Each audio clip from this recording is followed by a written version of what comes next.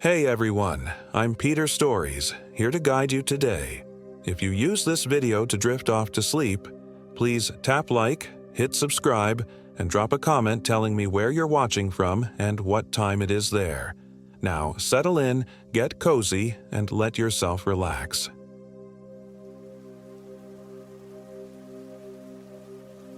My name is Michael Williams, and I am 34 years old. This happened in the Fakahatchee Strand State Preserve, deep in the heart of Southwest Florida's most remote wilderness.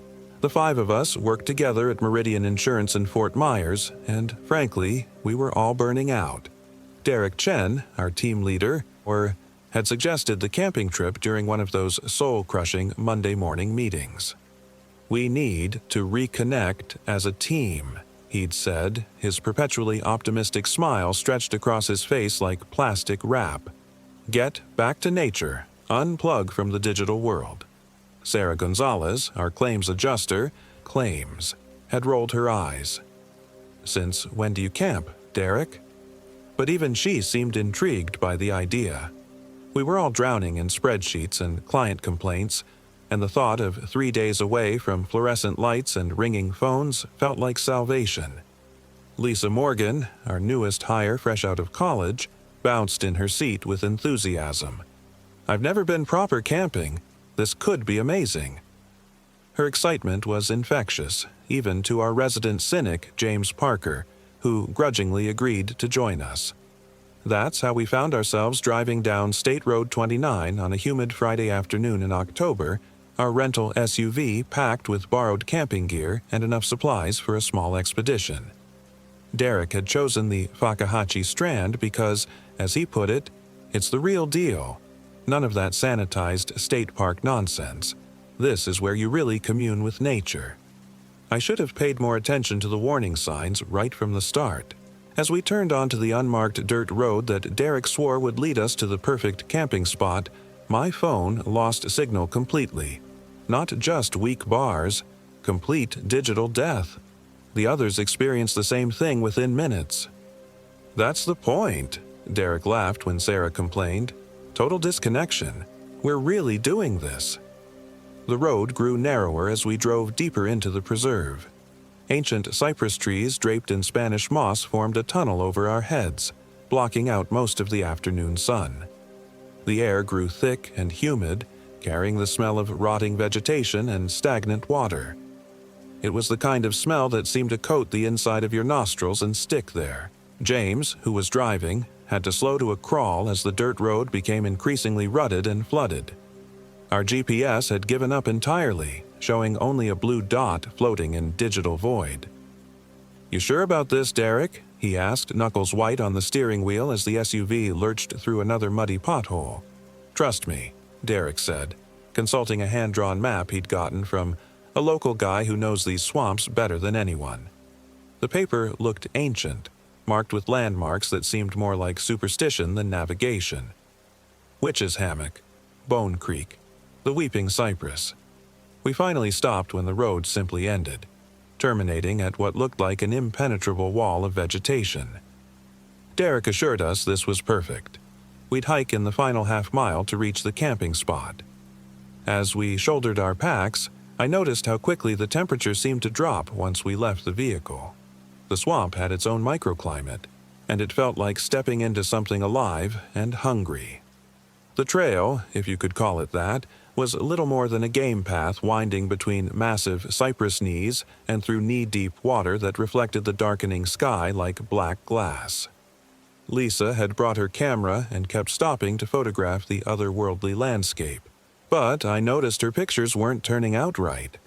The images appeared distorted, showing shadows where there shouldn't be any, and strange, pale shapes floating in the background. "The humidity must be affecting the lens," she muttered, wiping the camera with her shirt for the third time. After 45 minutes of slogging through increasingly deep water, we reached what Derek proclaimed was our destination, a raised hammock of dry land about the size of a basketball court, surrounded on all sides by dark water and draped in Spanish moss so thick it formed natural walls. Ancient live oaks created a canopy overhead, their gnarled branches twisting together like arthritic fingers. "This is perfect," Derek said, dropping his pack with obvious relief. "Totally isolated. We could be the only people for miles." That thought, which Derek meant as a selling point, sent an uncomfortable chill down my spine. The silence here was oppressive. Not the peaceful quiet of nature, but something heavier. Even the normal sounds of a Florida swamp seemed muted. No frogs, no insects, no bird calls. Just the occasional splash of something moving in the water around our little island. We set up camp as the sun began to sink toward the horizon. James and I erected the 2 large tents while the others gathered firewood from the abundant deadfall scattered around the hammock. Sarah complained that everything felt damp, even the wood that looked bone dry. "It's the humidity," Derek explained, though he seemed less certain than usual. "Everything feels wet down here." As darkness approached, we managed to get a fire started, though it took nearly an entire box of matches and a significant amount of Derek's emergency fire starter. The flames burned strangely with occasional flickers of green and blue that Lisa kept trying to photograph. The light barely penetrated the Spanish moss walls around us, creating shifting shadows that seemed to move independently of the flame. We ate our first meal, canned chili heated over the fire, as full darkness settled over the swamp. The temperature had dropped at least 15 degrees since sunset, and a thin mist began rising from the water around us. The fog crept across our campsite like searching fingers, carrying with it a smell that reminded me of old graves and forgotten things. "Anyone else think it's weird how quiet it is?" Sarah asked, pulling her jacket tighter around her shoulders.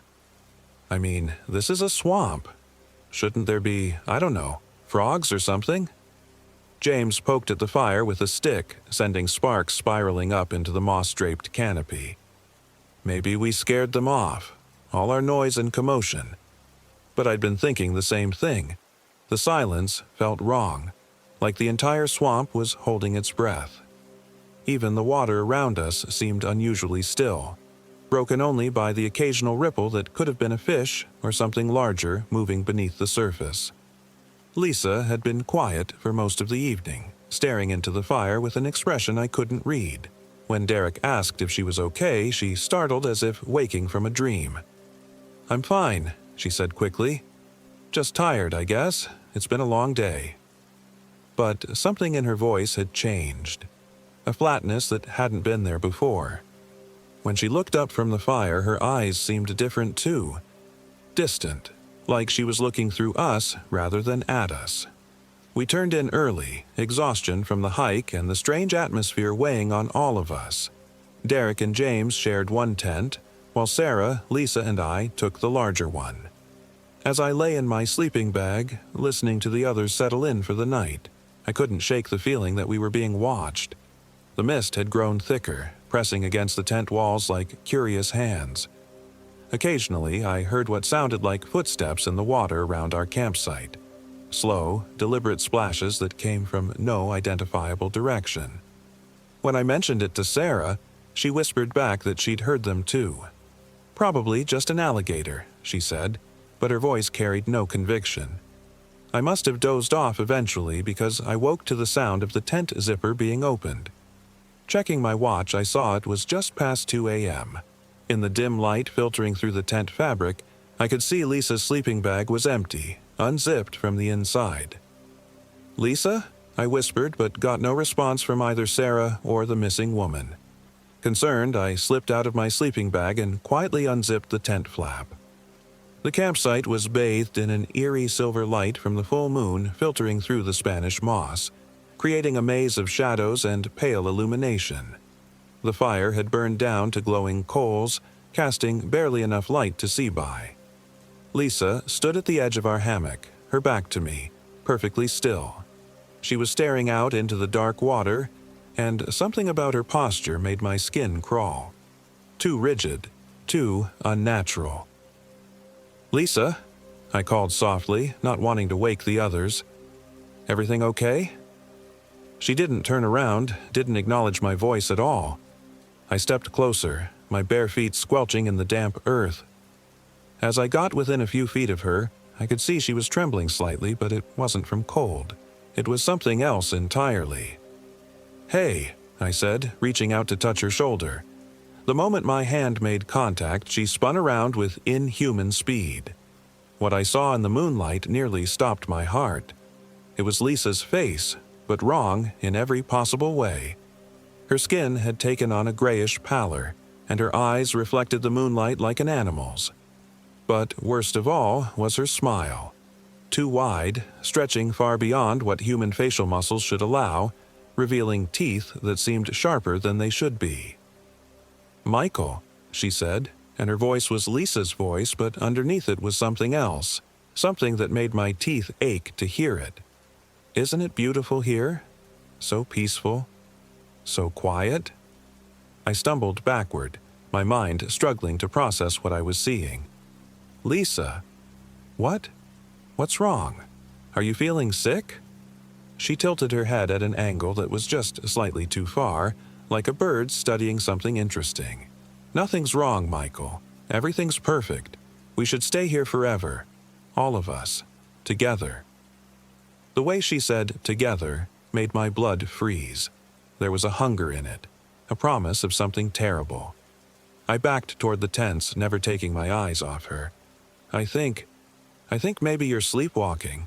Let me wake the others." "No," she said, and the word carried such force that I stopped moving.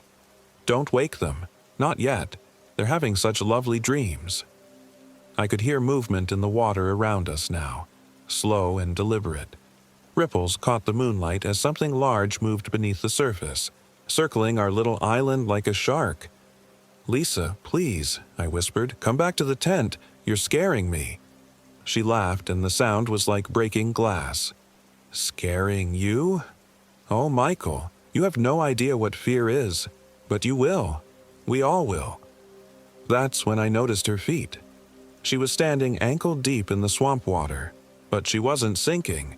The water seemed to be supporting her, holding her up like solid ground. As I watched in horror, she took a step backward, then another, walking on the surface of the dark water as if it were pavement. "Come join me, Michael," she said, extending her hand toward me. "The water's lovely, so warm, so welcoming." I turned and ran. I crashed into Derek's tent, shouting for him to wake up. James was already stirring, and both men emerged confused and disoriented. "What the hell, Michael?" Derek demanded. "What's going on?" "It's Lisa," I gasped, pointing toward the water's edge. "Something's wrong with her. She's not right." We all looked toward where I was pointing, but the shoreline was empty. No sign of Lisa anywhere. "Where is she?" James asked, pulling on his shoes. "She was right there, standing in the water, walking on it." Derek and James exchanged glances, and I could see the skepticism in their eyes. Sarah emerged from our tent, looking around in confusion. "Where's Lisa?" she asked. "Her sleeping bag's empty." We spent the next hour searching our small hammock, calling Lisa's name into the darkness. There was nowhere she could have gone. We were surrounded by deep water on all sides, but she had vanished as completely as if she'd never existed. "Maybe she fell in," James suggested, though his voice carried no conviction. "The water's pretty deep around here." "Then where's the splash?" I demanded. "Where's any sign of struggle?" We built up the fire and sat around it, none of us willing to voice what we were all thinking. Something was very wrong here, far beyond a simple accident or even a medical emergency.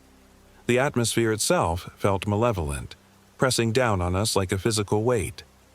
As dawn approached, exhaustion began to overcome our adrenaline. Derek suggested we search again in daylight and maybe hike back to get help if we couldn't find Lisa. It was a reasonable plan, the kind of logical thinking that Derek was known for at work. But when the sun finally rose, filtering weakly through the Spanish moss canopy, we discovered that our problems were far worse than a missing person. Our supplies had been touched, not stolen or scattered, but changed. The food we'd brought had rotted overnight. Canned goods that should have lasted years were now covered in fuzzy mold and stinking of decay. Our water bottles contained a dark, oily liquid that smelled like dead fish. Even our clothes felt wrong, damp and clammy despite being stored in waterproof bags. "This isn't possible," Sarah whispered, holding up a granola bar that looked like it had been buried underground for months. "Food doesn't just rot like this." James was examining his compass with a confused expression. "This thing's spinning like a top. Magnetic north is everywhere and nowhere." But the worst discovery came when Derek tried to retrace our path back to the SUV. The trail we'd followed the day before was gone. Not overgrown or blocked, simply gone, as if it had never existed. Where there should have been a clear path through the swamp, there was only an impenetrable wall of vegetation and dark water. "We must have gotten turned around," Derek said, but his usual confidence was cracking. "Swamps can be disorienting." We spent the morning trying to find any way off our hammock that didn't involve swimming through water of unknown depth. Every direction looked identical: Spanish moss, cypress trees, and black water stretching endlessly in all directions. It was as if our little island was floating in an ocean of swamp, with no connection to the outside world. The sun climbed higher, but the temperature remained strangely cool. The mist that had risen during the night never fully dissipated, hanging in the air like gauze. Occasionally, we caught glimpses of movement in the fog, shapes that might have been birds or might have been something else entirely. It was Sarah who first noticed the sounds. Faint at first, barely audible over our own voices and the occasional splash of water. But as the day progressed, they became clearer. Singing. A woman's voice, high and sweet, drifting across the water from no identifiable source. "Do you guys hear that?" she asked, interrupting Derek's increasingly frantic attempts to plot our position on his useless map. We all fell silent, straining to listen. The singing was definitely there, wordless and haunting, rising and falling like a lullaby. But there was something wrong with it, something that made my skin crawl. The melody was beautiful, but underneath it was a sound like grinding bones. "That's Lisa," James said suddenly. "That's her voice." I shook my head immediately. "No, it sounds nothing like her." "It is," he insisted, standing up and walking toward the water's edge. Lisa, is that you?" The singing stopped abruptly, leaving a silence so complete it felt like deafness. Then, from somewhere in the mist, came Lisa's voice, but not singing now, crying. "Help me," she sobbed, the sound echoing strangely off the water. "Please, someone help me. I'm lost. I can't find my way back." James was already wading into the water before any of us could stop him. "Lisa, keep talking. We're coming." "James, don't," I shouted, but he was already waist-deep and moving quickly toward the source of the voice. "Please hurry," Lisa's voice pleaded, though it seemed to be coming from multiple directions now. "I'm so scared. It's so dark here, so cold." The water around James began to churn, as if something large was moving beneath the surface. Dark shapes darted between his legs, and the water itself seemed to be growing thicker, more resistant to his movement. "Something's wrong," he called back to us, his voice tight with sudden fear. "The water. It's like syrup. I can't," he screamed. The sound cut through the morning air like a knife, high and terrified and utterly human. James disappeared beneath the surface with barely a splash, pulled down as if by enormous hands. The water above him bubbled and roiled for a moment, then went perfectly still. We stood frozen on the shore, staring at the spot where he'd vanished. Derek was the first to move, grabbing a long branch and wading in up to his knees. "James!" he shouted, probing the water with the stick. "James, can you hear me?" There was no response. The water where James had been standing was now so dark it looked like oil, reflecting nothing. Derek pushed the branch deeper, and it encountered no resistance. The bottom, which should have been only a few feet down, seemed to have disappeared entirely. "We need to get out of here," Sarah whispered, backing away from the water. "Now, something's very wrong with this place." That's when we heard the laughter. It started low and bubbling, like someone laughing underwater, but it grew louder and more distinct until we could clearly hear that it was Lisa's laugh. The same bright, infectious giggle she'd had at the office, except now it carried an edge of madness that made my teeth ache. "Oh, James," her voice called from the dark water. "He's fine. He's better than fine. He's perfect now. Just like me." The surface of the water began to ripple and something started to rise from the depths. First, we saw hair. Lisa's brown hair, floating and waving in the water like seaweed. Then her face appeared, pale and smiling that too wide smile. But she wasn't alone. James floated beside her, his eyes wide open but completely white. His skin had taken on the same grayish pallor as Lisa's, and when he smiled, I could see that his teeth had become pointed like a shark's. "It's wonderful down here," James said, his voice carrying that same strange dual quality as Lisa's. "So peaceful, so quiet. We're part of something bigger now, something ancient." They began moving toward shore with fluid, unnatural grace. Not swimming, gliding. The water seemed to carry them, supporting their weight as they approached our hammock. "You should join us," Lisa said, extending her hand toward us. "It doesn't hurt, not after the first few moments. Then there's only peace, only unity." Derek grabbed my arm and Sarah's, pulling us backward. "We're leaving, now." But as we turned to flee, we discovered we had nowhere to go. The hammock had changed. What had been a roughly circular island was now long and narrow, stretching away into the mist like a causeway. The trees had moved, forming walls on either side that forced us down a single path. We ran. Behind us, we could hear Lisa and James emerging from the water with wet, sliding sounds. Their laughter followed us as we stumbled along the narrow strip of land. Branches catching at our clothes and Spanish moss hanging like curtains across our path. "This isn't possible," Derek gasped as we ran. "Land doesn't just change shape." "A lot of things aren't possible," I replied, pushing through another curtain of moss, "but they're happening anyway." The path twisted and turned, leading us deeper into the swamp. The trees grew closer together, and the canopy above became so thick that even the weak morning light could barely penetrate. We were running through a green twilight that seemed to muffle all sound except our own labored breathing.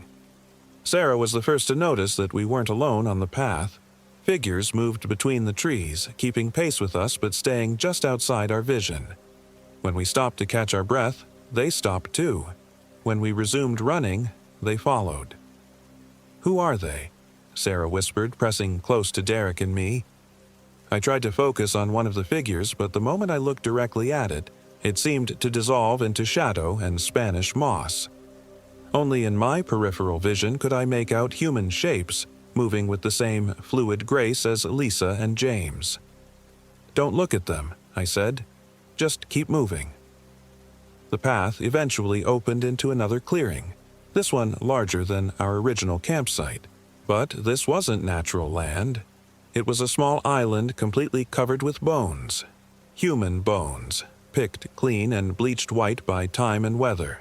Skulls grinned up at us from the ground, and rib cages formed strange arches overhead where they'd been carefully arranged in the low-hanging branches. At the center of the bone field sat an ancient cypress tree, easily 1,000 years old. Its massive trunk was hollow, creating a natural cave big enough for several people, and sitting in that hollow watching us with eyes like black holes was the thing that had once been a woman. She was impossibly old, her skin hanging in loose folds like wet leather. Her hair was white as bone and hung in stringy clumps to the ground around her. But it was her smile that nearly broke my sanity. The same too-wide grin I'd seen on Lisa's face, revealing teeth that had been filed to sharp points. "Welcome," she said. And her voice was like the rustling of dead leaves. "I've been waiting for you. We've all been waiting." Around the clearing, more figures emerged from between the trees. Dozens of them, all with the same pale skin and shark-like teeth. Men, women, children, all moving with that same unnatural grace, all smiling that terrible smile. "You're trespassing," Derek said, trying to summon his old authority. "This is state land. You can't—" The old woman laughed, and the sound was like breaking bones. State land. Child, I was here when the Seminoles first entered these swamps. I was here when the Spanish conquistadors searched for gold. I've been here since before your ancestors learned to walk upright. She stood slowly, her ancient joints creaking like old wood. This is my domain. Has been for centuries, and everyone who enters it becomes part of my family. The circle of figures began closing in around us.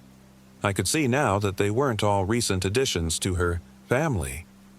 Some wore the rotting remains of clothing from different eras: a conquistador's breastplate, a Seminole warrior's traditional dress, a pioneer woman's calico skirt. All of them had been here for decades, maybe centuries. "What do you want?" Sarah asked, her voice barely a whisper. "What I've always wanted," the hag replied. "Company, companionship. This swamp gets so lonely, you understand. But now I have Lisa and James, and soon I'll have all of you." From somewhere behind us came the sound of splashing. Lisa and James had followed our trail, and they were emerging from the water at the edge of the bone field. But they looked different now, more changed. Their skin had taken on a greenish tint, and thin gills had opened along their necks. When Lisa smiled at us, I could see that her tongue had split into 3 parts, like a snake's. "It's time," the hag said, extending one gnarled hand toward us. "Join us willingly, and the transformation will be easier. Fight, and it will be unpleasant." That's when Derek surprised me. My mild-mannered team leader, who'd never shown anything more aggressive than irritation at late reports, suddenly grabbed a leg bone from the ground and swung it at the nearest approaching figure. The bone connected with a wet crack, and the figure staggered backward with a hiss of pain. "Run!" Derek shouted. "Find another way out!" I grabbed Sarah's hand and we bolted for the tree line, Derek right behind us swinging his improvised weapon at anything that got too close. The hag's children. That's what they were, I realized. Her adopted family of the drowned and damned pursued us with inhuman speed. But Derek's unexpected violence had given us a few precious seconds. We crashed through the underbrush, branches tearing at our clothes and skin. Behind us, I could hear the hag's voice raised in rage, calling for her children to bring us back alive. The prospect of what alive meant to her made me run faster than I'd ever run in my life. The swamp around us had become a nightmare maze. Paths appeared and disappeared. Solid ground turned to sucking mud without warning, and the Spanish moss formed curtains that hid pursuing shapes. The very landscape seemed to be working against us, trying to funnel us back toward the bone field. Sarah stumbled and fell, her ankle twisting in what looked like solid earth but turned out to be a hidden depression filled with rotting vegetation. I helped her up, but she could barely put weight on the injured foot. "Leave me," she gasped. "You can move faster without—" "Not happening," I said, putting her arm around my shoulder. "We stick together." Derek appeared beside us, blood streaming from cuts on his face and arms. "They're gaining on us. We need to find water. Real water, not that black stuff. Something flowing." As if in answer to his words, we heard the sound of running water somewhere ahead. Real water, babbling over rocks and fallen logs. We pushed toward the sound, hope giving us strength we didn't know we had. The stream was small but clear, running swiftly over a sandy bottom. More importantly, it seemed to form a barrier that our pursuers were reluctant to cross. They gathered on the far bank, hissing and snarling, but none of them entered the flowing water. "It's blessed," Derek said with sudden understanding. "Or sacred. Something about moving water. They can't cross it." We followed the stream as quickly as Sarah's injured ankle would allow, staying in the shallow water where possible. The pursuing figures kept pace with us on the bank, but they couldn't reach us as long as we stayed in the current. After what felt like hours, the stream widened into a small river, and in the distance I could see something that made my heart leap. A bridge. A real, modern concrete bridge carrying what looked like a state highway. Civilization, Sarah breathed. We made it. But as we approached the bridge, limping and exhausted, I noticed something that made my blood run cold. The figures had stopped following us. They stood at the edge of the swamp, watching us go with expressions that weren't angry or frustrated, but satisfied, as if everything had gone exactly according to plan. I looked back at Derek and Sarah, really looked at them for the first time since our escape began. Sarah's eyes reflected the afternoon light strangely, and when she smiled at me, was it my imagination, or did her teeth look sharper than before? Derek's skin had taken on a slight greenish tint, and thin lines had appeared along his neck that looked suspiciously like gill slits. "What's wrong, Michael?" Sarah asked, and underneath her familiar voice was something else, something hungry. "We made it out. We're safe now." Derek nodded, his smile too wide. "We should head back to town, get cleaned up. Then we can return to work on Monday, just like nothing happened." I realized with growing horror that we hadn't escaped at all. The hag had let us go because she didn't need to keep us in the swamp anymore. We were carrying her influence with us, spreading it into the world beyond her domain. "What happened to Lisa and James?" I asked, backing away from my transformed colleagues. "Accidents happen," Derek said, his voice taking on that dual quality I'd heard before. "People disappear in the wilderness all the time, but we'll remember them fondly." Sarah nodded. "Such a shame. But at least we three made it out safely. We can tell their families that they died peacefully." They began moving toward me with that same fluid grace I'd seen in the other changed ones. I turned and ran, abandoning them at the bridge, their laughter following me as I stumbled up the embankment to the highway.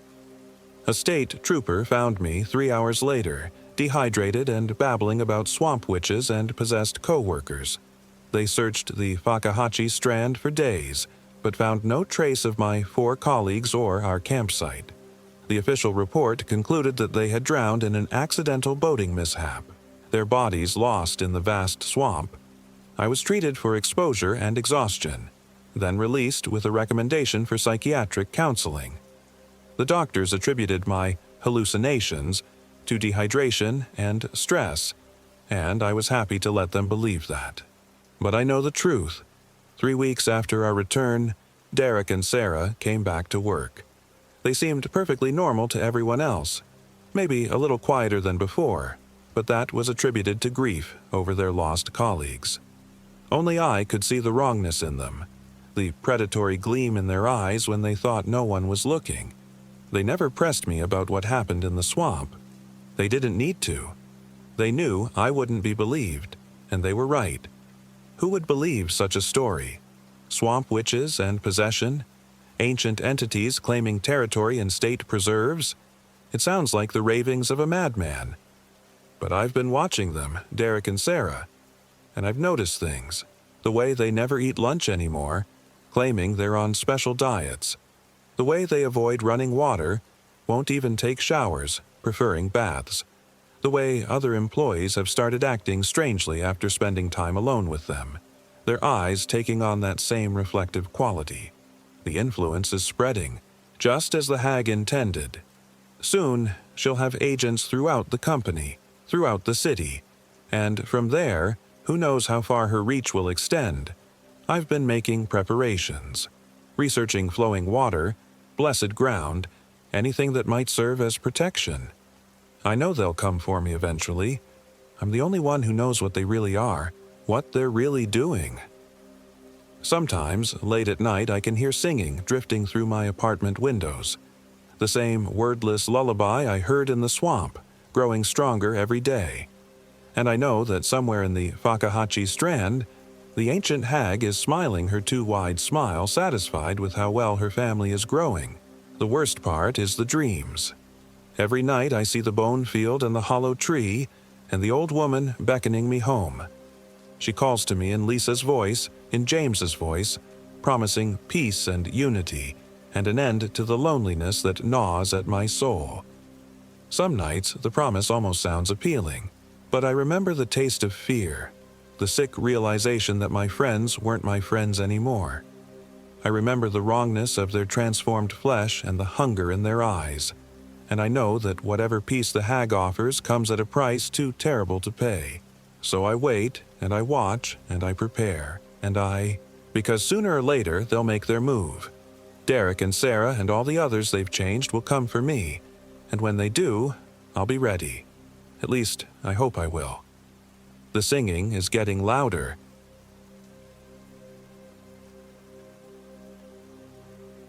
My name is Brandon Edwards, and I am 28 years old. This happened in the remote wilderness of Myakka River State Park, Florida, where the cypress swamps stretch endlessly into darkness and the Spanish moss hangs like funeral shrouds from ancient trees.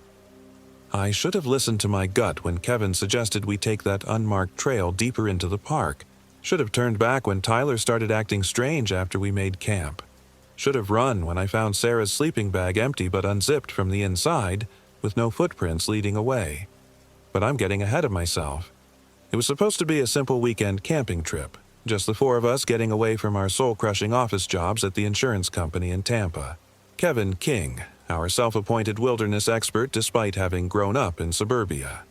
Tyler Bailey, the quiet guy from accounting who'd been acting increasingly withdrawn since his divorce. Sarah Rodriguez, the marketing coordinator who could make anyone laugh, even during our most stressful deadlines. And me, desperate for anything that would help me forget the panic attacks that had been plaguing me since my father's death 6 months earlier. "Come on, Brandon," Kevin had said, spreading a worn topographical map across my kitchen table. "Look at this place. Myakka River State Park. 13,000 acres of untouched Florida wilderness. We can hike the backcountry trail, set up camp near Dead Horse Creek, and actually disconnect for once." The irony of that name should have been warning enough. We left Tampa early Friday morning, driving east through Sarasota County as the suburban sprawl gradually gave way to cattle ranches and oak hammocks. The deeper we traveled into the wilderness, the more the landscape seemed to swallow civilization whole. Cell phone towers disappeared. Road signs became sparse. Even the radio started picking up nothing but static. "This is perfect," Kevin declared as we turned onto the dirt access road leading to the remote camping area. No distractions, no technology. Just us and nature. Tyler had been unusually quiet during the drive, staring out the passenger window with an intensity that made me uncomfortable. When I asked if he was okay, he just nodded and muttered something about needing to get away from everything. Sarah tried to lighten the mood with her usual jokes, but even her laughter seemed forced. The parking area was nothing more than a small clearing carved out of the palmetto scrub, empty except for a rusted pickup truck that looked like it hadn't moved in years. A weathered wooden sign marked the trailhead. "Backcountry Hiking Trail. 8 miles to Dead Horse Creek. Permit required. No overnight camping beyond designated areas." "Good thing we got our permits," Kevin said, shouldering his oversized backpack. "Though I doubt anyone's checking way out here." The trail started innocently enough, winding through typical Florida scrubland dotted with cabbage palms and saw palmetto. But within the first mile, the vegetation began to change. The open spaces disappeared, replaced by dense stands of bald cypress and red maple that blocked out most of the afternoon sun. The air grew thick and humid, heavy with the smell of decay and stagnant water. Spanish moss draped from every branch like tattered curtains, and something about the way it moved in the still air made my skin crawl. There was no wind, yet the moss swayed constantly, as if disturbed by invisible hands. "Anyone else notice how quiet it is?" Sarah asked after we'd been hiking for about an hour. She was right. I'd been so focused on the oppressive canopy overhead that I hadn't consciously registered the absence of sound. No birds, no insects, no rustling of small animals in the underbrush. Just our footsteps on the sandy trail and the occasional splash of water somewhere in the distance. "Probably just the time of day," Kevin replied, though he lowered his voice instinctively. "Animals are probably resting during the heat." But it wasn't hot. Despite the humidity, the temperature under the canopy was surprisingly cool, almost chilly, and the light filtering through the moss had an odd, greenish quality that made everything look sickly and wrong. Tyler stopped suddenly, holding up his hand for silence. We all froze, straining to hear whatever had caught his attention. "What is it?" Sarah whispered. "Thought I heard something following us," Tyler said, his eyes scanning the dense vegetation behind us. "Like footsteps, but wrong, somehow." We listened for a full minute, but heard nothing except the distant sound of moving water. Tyler shrugged and we continued walking, but I noticed he kept glancing over his shoulder every few steps. The trail began to curve toward the river, and the cypress trees grew larger and more ancient. Some of the trunks were easily 8 feet in diameter, their swollen bases disappearing into the dark water of the swamp. Somewhere in that tangle of roots and moss and stagnant water, alligators waded. I'd read the park warnings about staying away from the water after dark, but during the day it seemed peaceful enough. Peaceful, but wrong in a way I couldn't articulate. "There," Kevin pointed ahead. "I can see the clearing where we'll set up camp." Dead Horse Creek turned out to be a small, spring-fed stream that meandered through a grove of ancient live oaks. The designated camping area was a raised patch of ground about 30 yards from the water, marked by a fire ring made of blackened stones and a weathered picnic table. "This is perfect," Kevin said, dropping his pack with obvious relief. "We've got fresh water, high ground, and plenty of firewood." "Why do you think they call it Dead Horse Creek?" Sarah asked, unpacking her tent. "Probably just an old name," I replied, though something about the place made me uneasy. "Lots of places in Florida have strange names." As we set up camp, I noticed Tyler becoming increasingly agitated. He kept staring at the water, his jaw clenched tight. When I asked what was wrong, he just shook his head. "Nothing. Just tired." But it wasn't nothing.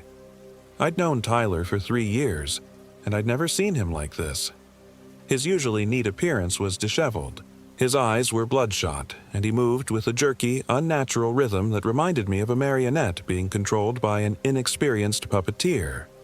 The sun was setting by the time we had our tents arranged around the fire ring. Kevin had insisted on gathering enough firewood to last the night, disappearing into the forest with his hatchet while the rest of us prepared dinner. The shadows were growing long when he returned, dragging a fallen branch behind him. "Found some great dry wood about a quarter-mile upstream," he said, breathing heavily. "But there's something weird back there. Looks like an old campsite, but it's all wrong." "Wrong how?" Sarah asked. Kevin wiped sweat from his forehead, leaving a streak of dirt across his face. The fire ring was made of bones. Animal bones, mostly, but some of them looked... He trailed off, shaking his head. "Never mind. Probably just hunters cleaning their kills." But his expression suggested he didn't believe his own explanation.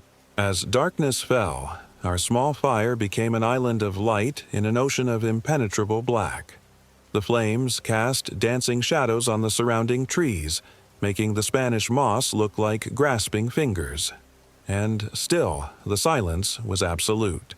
No owls, no frogs, no insects. Just the crackling of our fire and the occasional splash from the creek.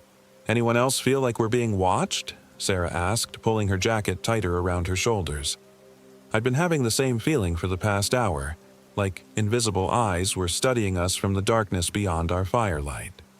Every time I looked toward the trees, I thought I saw movement, but when I focused on specific spots, there was nothing there. "It's just the wilderness," Kevin said, though his voice lacked conviction. "Takes some getting used to." Tyler hadn't spoken since dinner. He sat on the far side of the fire, staring into the flames with an intensity that made me uncomfortable. When Sarah asked if he wanted to play cards, he didn't respond. When I called his name, he looked up with an expression I didn't recognize, something hungry and predatory that made my breath catch in my throat. "Tyler, you okay, man?"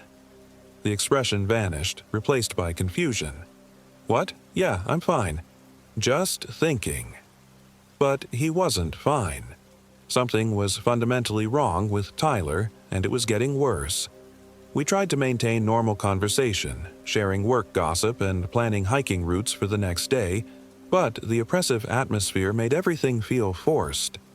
The darkness beyond our fire seemed to press closer, and I found myself constantly checking over my shoulder.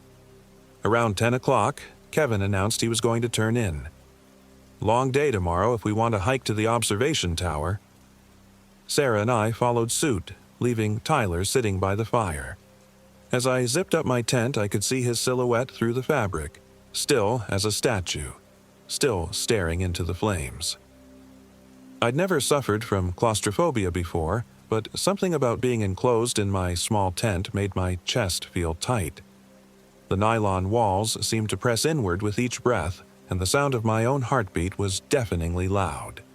Outside, the fire popped and crackled, and I could hear Tyler moving around the campsite. But the sounds weren't right. Tyler's footsteps were too heavy, too irregular, and they seemed to be circling our tents with the methodical patience of a predator stalking prey. I must have finally fallen asleep around midnight, because the next thing I knew, I was jerking awake to the sound of Sarah screaming, "Tyler! Tyler!" I unzipped my tent so fast I nearly tore the fabric. Sarah was standing outside her tent in her pajamas, pointing at Tyler's tent with a shaking hand. "His tent is empty," she said, her voice high and strained. "But look at the zipper." Tyler's tent was indeed empty. His sleeping bag spread open as if he'd just gotten up. But the tent's zipper was fastened from the inside, which was impossible if he'd left through the opening. Kevin emerged from his tent, rubbing his eyes. "What's going on?" "Tyler's gone," I said, walking around the tent to look for other exits. "But there's no way he could have left through the door." "Maybe he went to the bathroom," Kevin suggested, but his voice was uncertain. "Tyler," Sarah called into the darkness. "Tyler, where are you?" There was no response except for a faint echo that seemed to come from the wrong direction entirely. We spent the next hour searching the immediate area with our flashlights, calling Tyler's name and growing increasingly frantic. There were no footprints leading away from the camp, no signs of struggle, no explanation for how someone could simply vanish from a zipped tent. "Maybe he cut through the back," Kevin said, examining the tent fabric with his flashlight. "Though I don't see any holes." "We need to contact the park rangers," Sarah said. "Something's wrong. Really wrong." I pulled out my cell phone, but the screen showed no signal. Kevin and Sarah checked theirs with the same result. "The ranger station is probably 8 miles back toward the parking area," Kevin said. "We could hike out in the morning." "We're not leaving Tyler," Sarah insisted. "What if he's hurt? What if he's lost? What if something took him?" I thought but didn't say. We decided to keep the fire burning and take turns staying awake to watch for Tyler's return. I volunteered for the first shift, settling into one of the camp chairs with my flashlight and a thermos of coffee. The silence was even more oppressive now, broken only by the soft murmur of the creek and the occasional pop from our fire. Every shadow beyond the firelight seemed to hide threats, and I found myself constantly spinning around to investigate sounds that might have been imaginary. Around 3 in the morning, I heard footsteps approaching through the trees. "Tyler?" I called, standing up so quickly that I knocked over my coffee. "Tyler, is that you?" The footsteps stopped. I grabbed a burning branch from the fire and held it high, trying to extend our circle of light. "Tyler, we've been looking for you. Where have you been?" A figure stepped out of the darkness at the edge of our camp, and my relief at seeing Tyler quickly turned to unease. He was there, apparently unharmed, wearing the same clothes he'd had on earlier. But something was different. Wrong. He was smiling. Not a normal smile, but something wide and fixed and utterly empty. His eyes reflected the firelight like an animal's, and he stood with an unnatural stillness that made my skin crawl. "Tyler," I said carefully, not taking my eyes off him. "Where have you been? We were worried." He didn't respond, just stood there at the edge of the firelight, smiling that horrible smile. "Tyler." I tried again, and my voice cracked with fear. That's when I noticed his feet weren't quite touching the ground. I staggered backward, nearly falling into the fire. The thing that looked like Tyler tilted its head with bird-like curiosity, as if my terror was amusing. "Sarah!" I screamed. "Kevin, wake up!" The Tyler thing's smile widened impossibly, revealing teeth that were too sharp and too numerous. It took a step forward, and I saw that its legs bent the wrong way at the knees.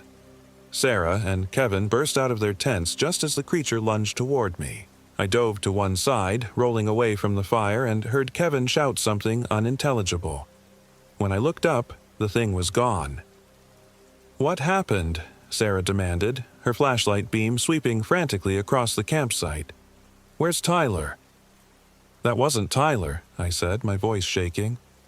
I don't know what it was, but it wasn't Tyler. Kevin was already examining the ground where the creature had been standing. "There are no footprints," he said quietly. "Nothing." We huddled together around the fire, flashlights pointed outward, watching the tree line for any sign of movement. Dawn couldn't come fast enough. "What did you see?" Sarah asked, her voice barely above a whisper. I described the encounter and watched the color drain from their faces. When I mentioned the creature's feet not touching the ground, Kevin made a sound like a wounded animal. "I've heard stories," he said. "Native American legends about things that can take the shape of people, skinwalkers. They're supposed to be able to mimic anyone perfectly, except for small details that give them away." "That's just folklore," Sarah protested, but her voice lacked conviction. "The Seminole tribes consider this area sacred," Kevin continued, "and cursed. That's why so much of it remains undeveloped. They say there are things in these swamps that should never be disturbed."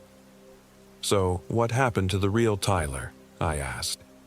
Kevin's silence was answer enough. We made it through the rest of the night without further incident, taking turns watching while the others dozed fitfully. As soon as the first gray light of dawn began filtering through the canopy, we started breaking camp. "We need to get to the ranger station," Sarah said, stuffing her sleeping bag into its compression sack. "Report Tyler missing. Get help." "What are we going to tell them?" Kevin asked. "That our friend was replaced by some kind of shape-shifting monster?" "We tell them he wandered off and didn't come back," I said. "Let them draw their own conclusions." But as we packed up our gear, I couldn't shake the feeling that we were being watched. Every time I looked toward the tree line, I thought I saw Tyler standing just beyond the range of clear vision, smiling that awful smile. The hike back to the parking area was a nightmare of paranoia and exhaustion. Every sound made us jump. Every shadow might hide a predator. And worst of all, we kept hearing Tyler's voice calling to us from different directions, pleading for help, begging us not to leave him behind. "Don't listen," Kevin warned when Sarah started to turn toward one of the calls. "It's trying to separate us." The voices followed us for miles, sometimes close enough that we could hear the desperation in Tyler's pleas, sometimes distant and echoing like a voice from the bottom of a well. But we never saw him again. We were less than a mile from the parking area when Kevin suddenly stopped walking. "Where's Sarah?" he asked. I spun around, panic flooding my system. Sarah had been right behind us just moments before, but now the trail was empty. "Sarah," I called. "Sarah, where are you?" "Here," came her voice from somewhere off the trail to our left. "I think I found Tyler. He's hurt." Kevin and I exchanged a look of pure terror. "That's not Sarah," Kevin whispered. "Sarah would never leave the trail alone." "Sarah," I called again, "come back to the trail." "I can't," came the reply, but the voice was slightly different now. The pitch a little off, the intonation wrong. "Tyler's trapped. I need help getting him out." We could hear movement in the underbrush, something large crashing through the palmetto scrub. But instead of heading toward it, Kevin grabbed my arm and pulled me down the trail. "Run!" he hissed. "Run now!" We ran like our lives depended on it, crashing through low-hanging branches and stumbling over roots. Behind us, the thing that was pretending to be Sarah began to shriek, a sound no human throat could make, a banshee wail that seemed to come from every direction at once. The parking area appeared ahead of us like a beacon of salvation. Kevin's Honda was still there, covered in dew but otherwise exactly as we'd left it. The rusted pickup truck was gone. We threw our packs into the back seat, and Kevin started the engine with shaking hands. As we pulled out of the dirt parking area onto the paved road, I looked back toward the trail. Tyler and Sarah were standing at the tree line, waving goodbye. But their faces were wrong. Features slightly out of place, eyes too large, mouths that smiled too wide, and their feet weren't quite touching the ground. We drove in silence until we reached the ranger station, where we filed a missing persons report for both Tyler Bailey and Sarah Rodriguez. The Rangers organized a search party that scoured the area for 3 days, but found no trace of either of them. No clothing, no equipment, no footprints, nothing. The official report listed them as missing hikers, presumed lost in the vast wilderness of Myakka River State Park. Case closed. But I know better. I know what's waiting in those cypress swamps, wearing the faces of my friends, calling to new victims with familiar voices. I know why the Seminole consider that place cursed, and why the animals flee from those dark waters. And I know that every night, just before I fall asleep, I can hear Tyler and Sarah calling my name from somewhere far away, begging me to come back and help them. Their voices are getting stronger, more insistent. Sometimes I dream about returning to Dead Horse Creek, about finding my friends exactly where I left them, alive and unharmed and eager to come home. In these dreams, they explain that everything was just a misunderstanding, that they got lost, but they're fine now, that we can all go home together. But when I wake up, I remember their feet never quite touching the ground. The nightmares are getting worse. Every night, the voices are clearer, more convincing. And last week, I found myself planning a return trip to Myakka River State Park, thinking about how I could help Tyler and Sarah, how I could bring them home. It took all my willpower to delete the campground reservation I'd started to make online. Because I know the truth. Whatever is wearing their faces in those dark waters isn't my friends. Tyler Bailey and Sarah Rodriguez are gone, taken by something ancient and hungry that feeds on human fear and flesh. And the things that have taken their place are patient hunters, willing to wait as long as necessary for their next victim to walk willingly into their trap. Sometimes, late at night when I can't sleep, I wonder what they're planning to do with the new faces they've collected. How many other campers have disappeared in that wilderness over the years? How many other families are still waiting for loved ones who will never come home? The park remains open.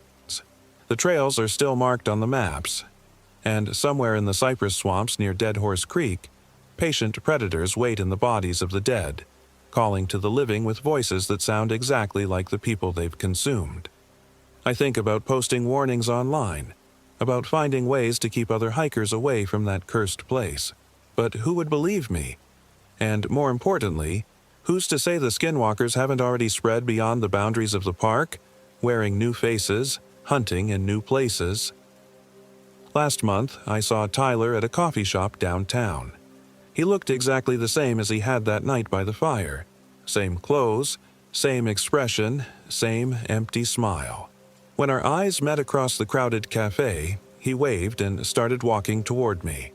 I ran, but I'm starting to think that running isn't enough anymore. The dreams are getting more vivid, more persuasive.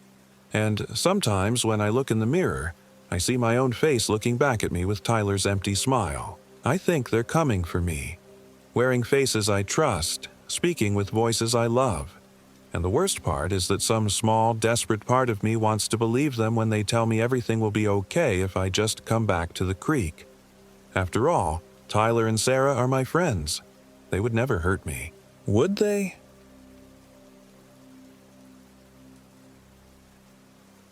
My name is David Jones, and I am 34 years old. This happened in the remote backwaters of Myakka River State Park, deep in the untouched wilderness of Sarasota County, Florida, where the ancient cypress trees grow so thick that daylight barely penetrates the canopy, even at noon.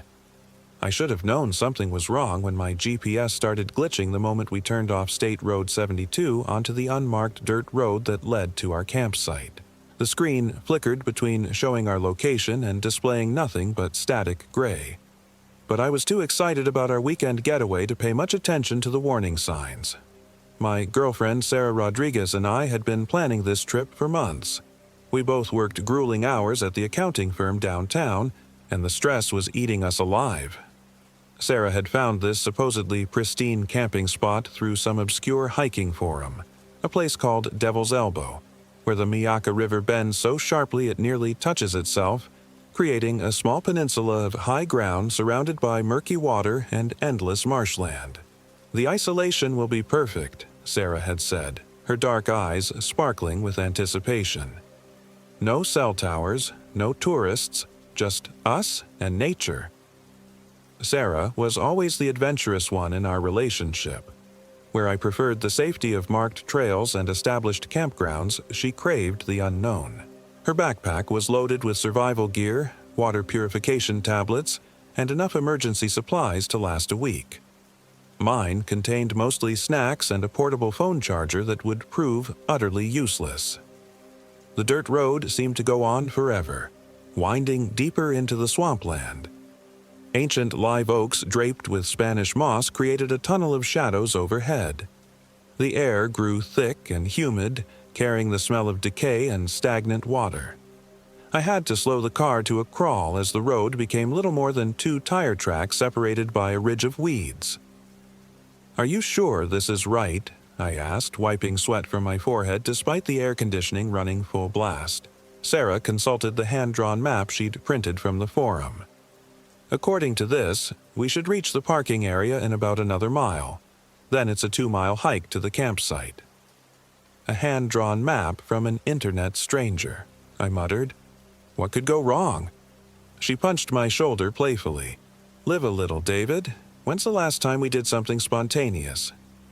I wanted to point out that months of planning hardly qualified as spontaneous, but I kept my mouth shut. Sarah had been different lately, more restless, more eager to escape. I suspected it had something to do with the long hours she'd been working on the Morrison audit, but whenever I asked, she'd change the subject. The parking area turned out to be nothing more than a slightly wider spot where the road dead-ended against a wall of palmetto scrub. A single trail marker, so weathered I could barely make out the faded paint, pointed into the wilderness. We shouldered our packs and started walking. The trail was in terrible condition. Tree roots had buckled the ground into an obstacle course of hidden holes and loose rocks. Spanish moss hung so low in places that we had to duck constantly. Within minutes, my shirt was soaked with sweat and clinging to my back. "This is invigorating," Sarah said, and I could tell she meant it. Her step had a bounce to it that I hadn't seen in months. "Listen to how quiet it is." She was right. The silence was almost oppressive. No birds, no insects, no rustling of small animals in the underbrush. Just the soft squelch of our boots in the muddy trail and the distant sound of moving water. After about a mile, we reached the first creek crossing. The water was dark as coffee and impossible to see through. A fallen log served as a makeshift bridge, its surface slick with moss and algae. "I'll go first," Sarah said, stepping onto the log with the confidence of someone who'd been hiking since childhood. She made it across easily and turned to watch me. I'm not particularly athletic, and the log was more slippery than it looked. Halfway across, my foot slipped. I windmilled my arms, trying to regain my balance, and for a heart-stopping moment I thought I was going in the water. At the last second, I managed to drop to my hands and knees and crawl the rest of the way. "Graceful," Sarah laughed as I hauled myself onto solid ground. "At least I'm dry," I said. But when I looked down at my hands, I noticed something strange. Where I'd gripped the log, my palms were stained black. Not with mud or algae, but with something else. Something that smelled faintly metallic. I showed Sarah, but she just shrugged. "Probably just tannins from the water. This whole area is full of rotting vegetation." The explanation made sense, but I couldn't shake the feeling that the stains looked too much like dried blood. We continued hiking. The trail began to climb slightly, winding through increasingly dense vegetation. The trees seemed to close in around us, their branches interlocking overhead until we were walking through a green tunnel. The air grew stifling and thick with the smell of decomposition. "How much farther?" I asked after what felt like hours but was probably only 45 minutes. Sarah consulted her map again. "Should be just around the next bend." But the next bend led to another bend, and then another. The trail seemed to go on forever, looping back on itself in ways that didn't match Sarah's map at all. I was beginning to suspect we were lost when the trees suddenly opened up, revealing our destination. Devil's Elbow was exactly as advertised, a small peninsula of relatively high ground surrounded by the dark waters of the Miyaka River. Massive cypress trees draped with Spanish moss created natural walls on 3 sides, while the 4th side opened to a view across the marsh. It was beautiful in a primordial, untouched way. It was also completely silent. "Perfect," Sarah breathed, dropping her pack near a fire ring made of river stones. "Look at this place, David. It's like stepping back in time." I had to admit it was impressive. The campsite was well established with a fire ring, a cleared area for tents, and even a rough bench made from a fallen log. Someone had spent considerable time and effort creating this little oasis in the wilderness. "I wonder who built all this," I said, examining the fire ring. The stones were carefully selected and fitted together with obvious skill. "Does it matter?" Sarah was already unpacking her tent. "We have it to ourselves now." We spent the rest of the afternoon setting up camp. Sarah's tent was a high-end ultralight model that she assembled with practiced efficiency. Mine was a budget Coleman that took me 20 minutes to figure out, even with the instructions. By the time we had everything set up, the sun was beginning to sink toward the tree line. The temperature had dropped slightly, but the humidity seemed to intensify as evening approached. The air became thick enough to swim through. "I'll gather some firewood," I volunteered, eager to do something useful. "Don't go too far," Sarah said. "It'll be dark soon." I found plenty of deadfall within 50 yards of camp. As I bent to pick up a promising branch, I noticed something carved into the bark of a nearby cypress tree. It looked like symbols of some kind. Not letters or numbers, but crude pictographs scratched deep into the wood. They were old, the edges softened by years of weather, but still clearly visible. One looked like a stick figure with its arms raised. Another resembled a wavy line that might have been water or a snake. The third was harder to interpret. A circle with radiating lines like a child's drawing of the sun. "Sarah," I called, but she was busy with the camp stove and didn't hear me. I examined the symbols more closely. The carving was deep enough to scar the living wood beneath the bark. Whoever had made these marks had spent considerable time and effort on them. But why? And what did they mean? A sound from behind me made me turn. Nothing there but more trees and gathering shadows. But I had the distinct feeling that I was being watched. "Just nerves," I muttered, gathering the rest of the firewood quickly. By the time I returned to camp, Sarah had managed to get the camp stove working and was heating water for our freeze-dried dinners. The sight of her bent over the small blue flame in the growing dusk was oddly comforting. "Find enough wood?" she asked without looking up. "Plenty. Sarah, there are some strange carvings on one of the trees over there. Old ones. I think they might be—" "Dinner's ready," she interrupted, handing me a steaming pouch. "Beef stroganoff. Your favorite?" I wanted to tell her about the symbols, but she seemed distracted, focused on the mundane tasks of camp life. Maybe it wasn't important anyway. People had probably been camping here for years. The carvings were probably just someone's idea of wilderness graffiti. We ate our dinner as darkness crept in around us. Sarah tried to start a fire, but the wood seemed reluctant to catch. Every time she got a small flame going, it would sputter and die as if the air itself was too thick to sustain combustion. "That's weird," she muttered, striking another match. "This should be dry enough." On the 5th try, she finally got a fire going, but it burned strangely. The flames were too orange, almost red, and they cast bizarre shadows that seemed to move independently of the flickering light. More unsettling, the fire made no sound. No crackling, no popping, no hiss of burning sap. Just silent red flames that gave off surprisingly little heat. Is it just me? Or does this fire seem wrong? I asked. Sarah looked up from where she was adding another stick. It's just damp wood. Give it time to dry out. But as the evening wore on, the fire didn't improve. If anything, it got stranger. The flames would sometimes turn blue for a few seconds, then fade back to that unsettling red. And despite burning for over an hour, it consumed almost no wood. The logs sat in the flames, blackening but never really burning through. We tried to ignore it, focusing instead on conversation. Sarah told me about her childhood camping trips with her father in the Everglades.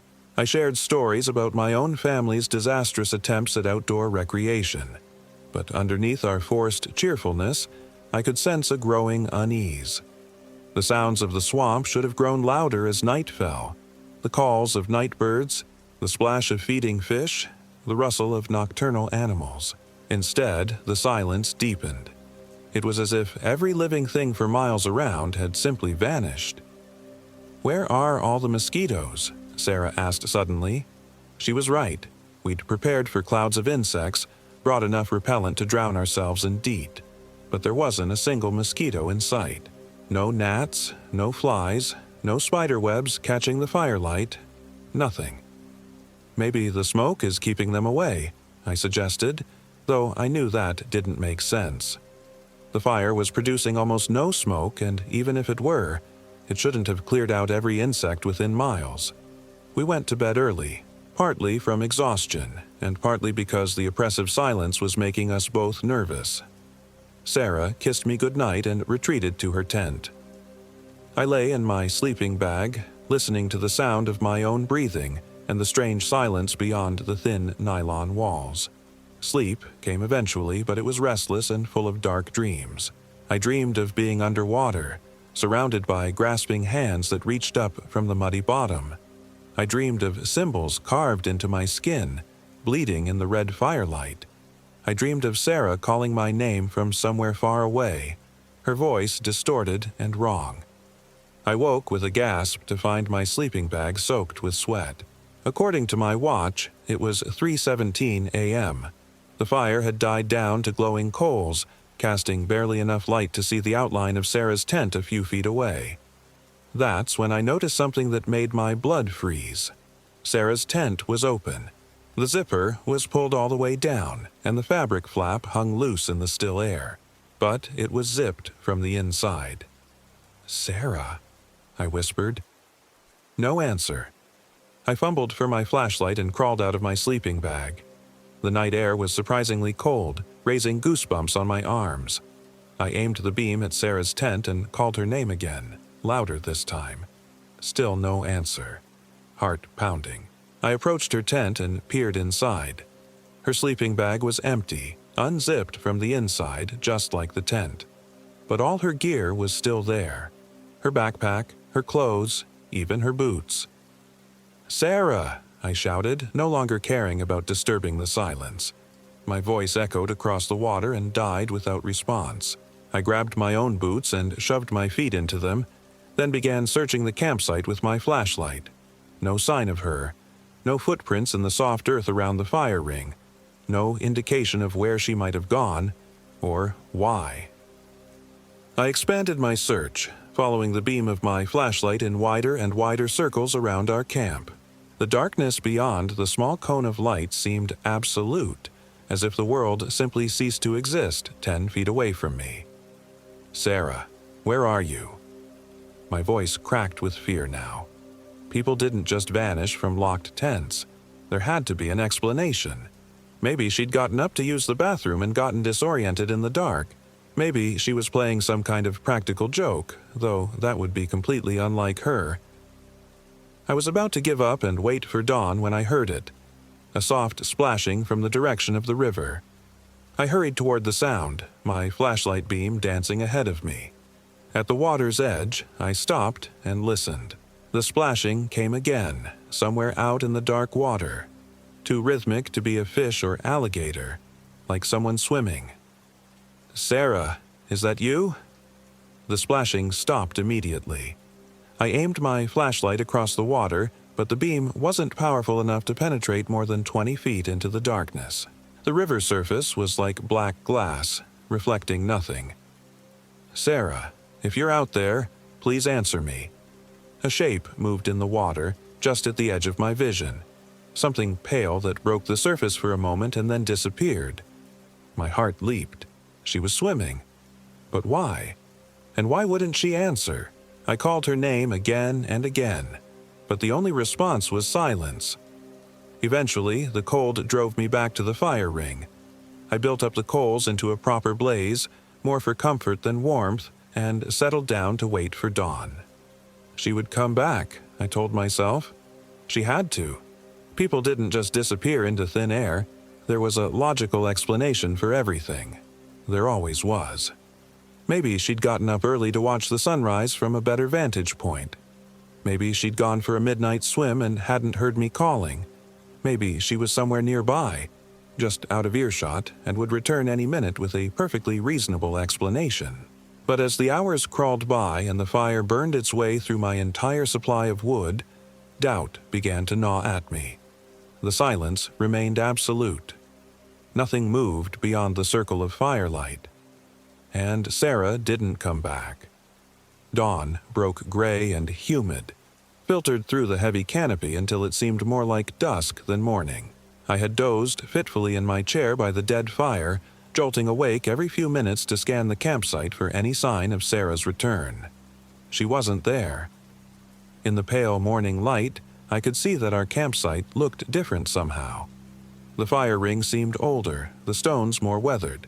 The log bench was covered with moss that I could have sworn wasn't there the night before. Even our tents looked faded, as if they'd been sitting here for months instead of hours. I called Sarah's name until my voice gave out, then began a systematic search of the area. I found the tree with the carved symbols and examined them more closely in the daylight. They were definitely old, decades old, maybe longer. But there were more of them than I'd noticed before, covering not just one tree but several in the immediate area. The stick figure with raised arms appeared over and over, sometimes alone, sometimes accompanied by the wavy lines and circle with rays. On one tree I found what looked like a crude map, lines that might represent the river, with X marks at various points along its length. One of the X marks was right where our campsite would be. A chill ran down my spine that had nothing to do with the morning air. I was beginning to understand that we weren't the first people to camp at Devil's Elbow. And based on the symbols, not all of those previous visitors had left the same way they arrived. I was examining a particularly complex set of carvings when I heard footsteps behind me. I spun around, hope flaring in my chest. Sarah! But it wasn't Sarah. Standing at the edge of our campsite was a woman I'd never seen before. She was tall and gaunt, with stringy gray hair hanging to her shoulders and skin that looked like old leather. Her clothes were outdated and worn. A faded floral dress that might have been fashionable 30 years ago, and canvas shoes that had seen better decades. "You're looking for someone," she said. Her voice was surprisingly strong, with a slight accent I couldn't place. "My girlfriend. She disappeared during the night. Her name is Sarah Rodriguez. Have you seen her?" The woman smiled, revealing teeth stained brown with age and decay. "Oh, I've seen her. Sweet girl. Pretty. She came to visit me early this morning." Relief flooded through me. "She's okay. Where is she?" "She's safe," the woman said, but something in her tone made my skin crawl. "She's with me now, down at my place by the water. Can you take me to her? I've been worried sick." The woman's smile widened. "Of course, honey. Follow me." She turned and walked toward the river without waiting for my response. I hesitated for a moment. Something about her felt wrong. Dangerous, but my concern for Sarah overrode my instincts. I grabbed my backpack and hurried after her. The woman moved through the swamp with surprising agility, following paths that were invisible to me. She seemed to glide over the boggy ground without ever sinking in, while I stumbled and squelched with every step. Spanish moss brushed my face constantly, and more than once I had to stop to untangle myself from thorny vines that the woman passed through unimpeded. "What's your name?" I called as I struggled to keep up. "Folks call me Mama Bridgette," she said without turning around. "I've been living in these swamps longer than you've been alive. Boy. How did you find us? I mean, our campsite is pretty remote." She laughed, a sound like dry leaves rustling. "Ain't nothing remote about Devil's Elbow. Not to those who know where to look." We walked for what felt like miles, deeper into the swamp than I thought possible. The trees grew larger and more ancient, their trunks so wide that 3 people holding hands couldn't have reached around them. The water became more prevalent, forcing us to hop from hummock to hummock across increasingly treacherous terrain. Finally, we reached what Mama Bridgette apparently called home. It was a ramshackle structure built on stilts over a dark lagoon, constructed from weather-beaten boards and corrugated metal. Smoke rose from a crooked chimney, and the whole building leaned at an angle that suggested it might collapse at any moment. "Sarah's in there?" I asked, staring at the decrepit building. "Course she is. Go on, see for yourself." I approached the rope bridge that led to the front door, but Mama Bridgette caught my arm with fingers that felt like steel cables. "Before you go in," she said, "I got to tell you something about your girlfriend. She's changed." "What do you mean, changed?" "The water here, it does things to people. Changes them from the inside out. Sarah, she went swimming last night. Didn't she? In the black water?" I stared at her. "How do you know that?" "I know lots of things, honey. I know that girl of yours been carrying something dark inside her for months now. Something eating at her soul like cancer. The water, it just brought it to the surface." My mouth went dry. "What are you talking about?" "Go see for yourself," Mama Bridgette said, releasing my arm. "But don't say I didn't warn you." I crossed the swaying bridge on unsteady legs. The front door was ajar, hanging open just wide enough for me to peer inside. The interior was lit by candles and kerosene lamps, casting dancing shadows on walls covered with strange drawings and dangling objects I couldn't identify. "Sarah?" I called softly.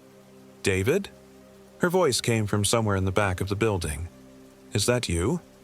Relief flooded through me again. "Sarah, thank God you're okay. I've been looking for you all night." "Come back here," she said.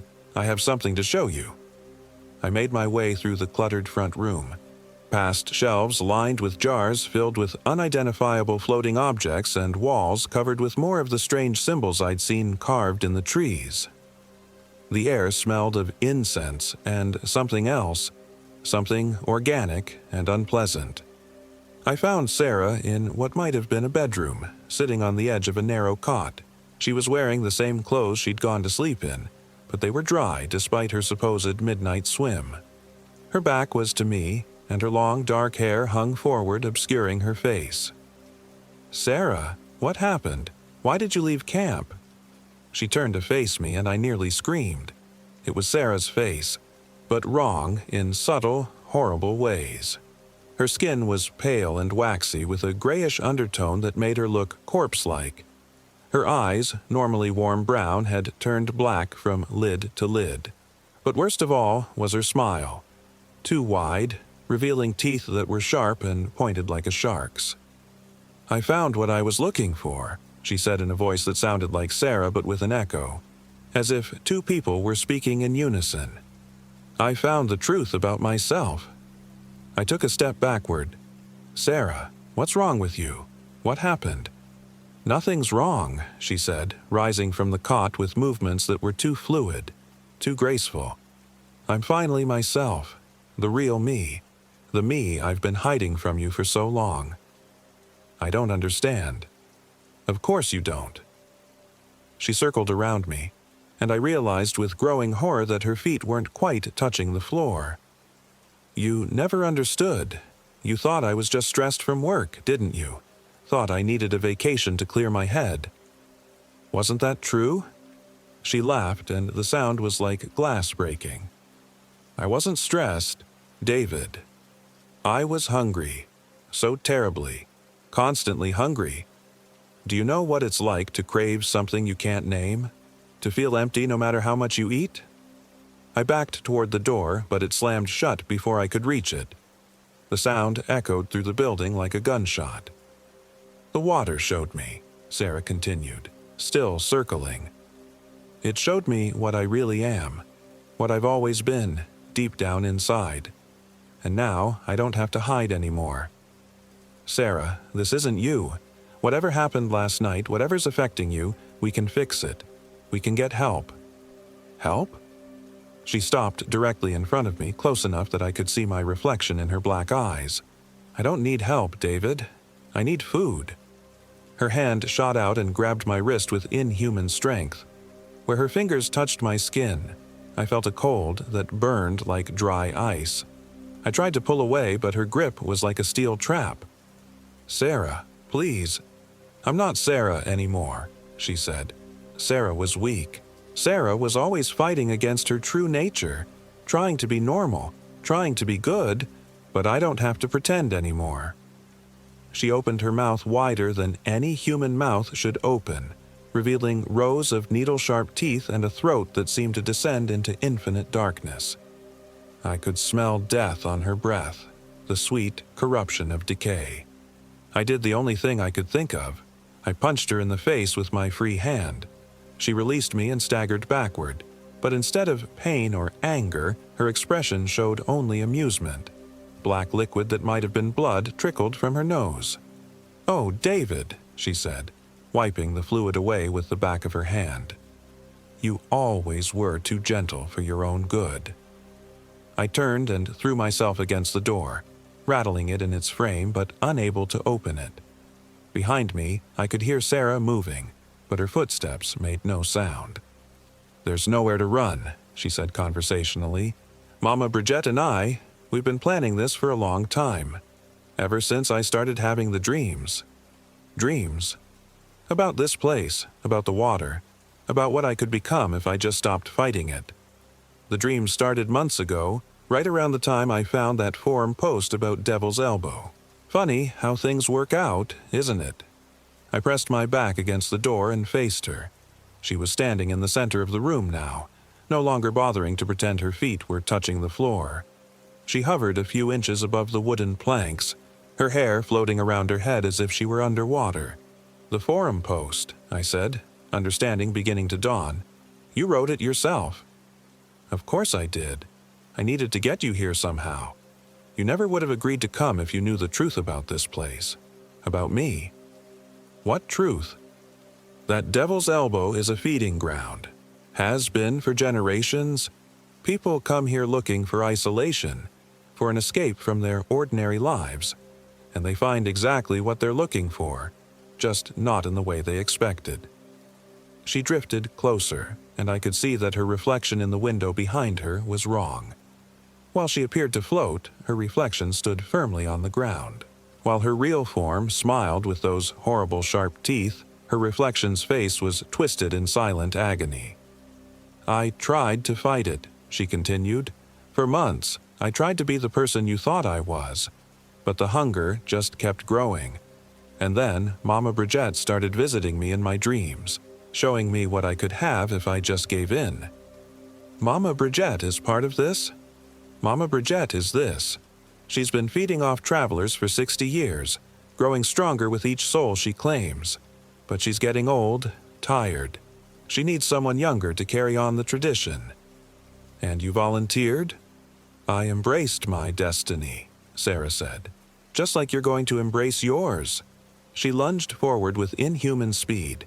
I threw myself to one side and she crashed into the door behind me with enough force to crack the wooden frame. For a moment, I thought I might have a chance to escape. Then I felt her hand close around my ankle. The cold spread up my leg like ice water in my veins. Where she touched me, my skin began to turn gray and numb. I could feel something being drained out of me. Not just warmth, but something essential. Something that made me who I was. "It doesn't hurt," Sarah whispered. "After the first few seconds, it actually feels quite good, like sinking into a warm bath." I kicked at her with my free leg, catching her in the shoulder and breaking her grip. feeling rushed back into my ankle like pins and needles, painful but welcome. I scrambled to my feet and looked around desperately for another way out. The windows were too small and too high, and all of them were barred. The only other door led deeper into the building, which seemed like a bad idea. I was trapped. Sarah rose to her feet, or rather, rose to her hovering position a few inches above her feet, and smiled that horrible shark-tooth smile. "You can't escape, David. Even if you got out of this room, where would you go? We're miles from your car, miles from the nearest road, and the swamp is full of things that are much worse than me. What about the other campers? The ones who carved those symbols in the trees? What about them?" She tilted her head to one side like a curious bird. "They served their purpose, just like you're going to serve yours." She moved forward again, but this time I was ready. I grabbed a kerosene lamp from a nearby table and hurled it at her. She dodged easily, but the lamp shattered against the wall behind her, spraying burning oil across the wooden planks. The fire caught immediately, spreading with unnatural speed across surfaces that should have been too damp to burn easily. Within seconds, half the room was ablaze. Sarah shrieked, not in pain, but in fury.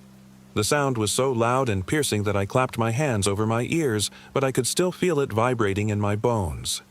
"You have no idea what you've done," she screamed over the roar of the flames, but I wasn't listening anymore. The fire had weakened the doorframe enough that I could kick it open. I burst through into the main room of the building, which was already filling with smoke. Behind me, I could hear Sarah's inhuman screams mixing with another voice, older, raspier, filled with decades of malevolent rage. Mama Bridget was somewhere in the burning building, and she was not happy. I ran for the front door, but it slammed shut just as I reached it. The windows followed suit, their wooden shutters banging closed one by one until I was trapped in the smoky darkness. The only light came from the fire spreading through the walls behind me. "You can't leave," Mama Bridget's voice echoed from everywhere and nowhere. "No one leaves Devil's Elbow. Not once they've seen the truth." I felt around the door frantically, looking for a handle, a latch, anything. My fingers found only smooth wood. It was as if the door had never been designed to open from the inside. The smoke was getting thicker. I dropped to my hands and knees, trying to find cleaner air near the floor. The heat from the fire was growing intense, and I could hear the wooden structure groaning as the flames ate through its supports. "David!" Sarah's voice called from somewhere in the smoke, but this time it sounded different. Frightened, confused, human. "Sarah! David! Where are you? I can't see anything." I crawled toward her voice, navigating by feel through the cluttered room. My hands encountered overturned furniture, broken glass, and things I didn't want to identify. The smoke was so thick now that I couldn't see my own hands. I found her huddled in a corner, coughing and gasping. When I reached out to touch her, she felt solid and warm, human. Her eyes were brown again, not black, and her teeth were normal. "What happened?" she gasped. "Where are we? The last thing I remember was going to sleep in my tent." "It's a long story," I said, helping her to her feet. "Right now, we need to get out of here." "The door won't open," she said.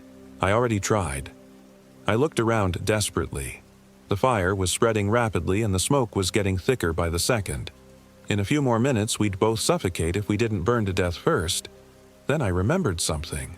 When I'd been looking at the symbols carved in the trees, one of them had looked like a map. If it really was a map of the area, it might show another way out. I closed my eyes and tried to visualize the carving. Lines that represented the river, with X marks at various points. Most of the X marks had been connected by wavy lines, waterways or trails. But one of them, near what I thought was our campsite, had a straight line leading away from it toward what might have been higher ground. "There might be another way out," I told Sarah, "a back door or a window we missed." We felt our way through the smoke-filled building, checking every wall for openings. Most of the structure was now fully engulfed, and the heat was becoming unbearable. I was beginning to think we were going to die here when Sarah's hand found something. "David, there's a trap door." I crawled over to where she was kneeling. Sure enough, there was a square section of floor that lifted up to reveal a dark opening underneath the building. Cool air rushed up from below, clearing the smoke just enough for us to see. "It must lead to the water," Sarah said. "Better than burning to death," I replied. We dropped through the trapdoor into the dark space beneath the building. It was partially flooded, with about 2 feet of brackish water covering the muddy bottom. But there was enough clearance for us to crawl, and I could see a glimmer of daylight somewhere ahead. We half swam, half crawled through the narrow space, following the light. Behind us, the building groaned and crashed as the fire consumed its support beams. The whole structure was coming down. The light led to an opening at the edge of the lagoon. We dragged ourselves out into the daylight, gasping and coughing. The building was now completely engulfed in flames, and black smoke was rising high into the sky. "We need to get away from here," I said. "Before—" A scream cut through the air. Not human, but something older and infinitely more malevolent. Through the flames and smoke, I could see a shape moving inside the burning building. Something tall and twisted, with too many arms and eyes that glowed like coals. Mama Bridget was dying, and she was not going quietly. "Run," I said, grabbing Sarah's hand. We plunged into the swamp, moving as fast as the boggy terrain would allow. Behind us, the screaming continued, rising to an impossible pitch before suddenly cutting off. An unnatural silence fell over the swamp. When I risked a look back, the building had collapsed completely. Nothing remained but a pile of burning debris slowly sinking into the black water of the lagoon. We didn't stop running until we reached our original campsite at Devil's Elbow. Our tents were still there, looking exactly as we'd left them. But the symbols carved in the trees were gone, as if they'd never existed. "David," Sarah said as we hurriedly packed our gear, "what happened to me? I remember some of it, but it's like it was happening to someone else." I looked at her carefully. Her eyes were definitely brown, not black. Her teeth were normal. She cast a proper reflection in the surface of the river. "I think you were influenced by something," I said carefully. "Something that's been living in this swamp for a long time. But it's gone now." The woman in the building? Her name was Mama Bridget. She was some kind of, I don't know what to call her. Witch? Demon? Something that fed on human souls. Sarah shuddered. I remember feeling so hungry. Not for food, but for something else. Something I couldn't name. "That wasn't you," I said firmly.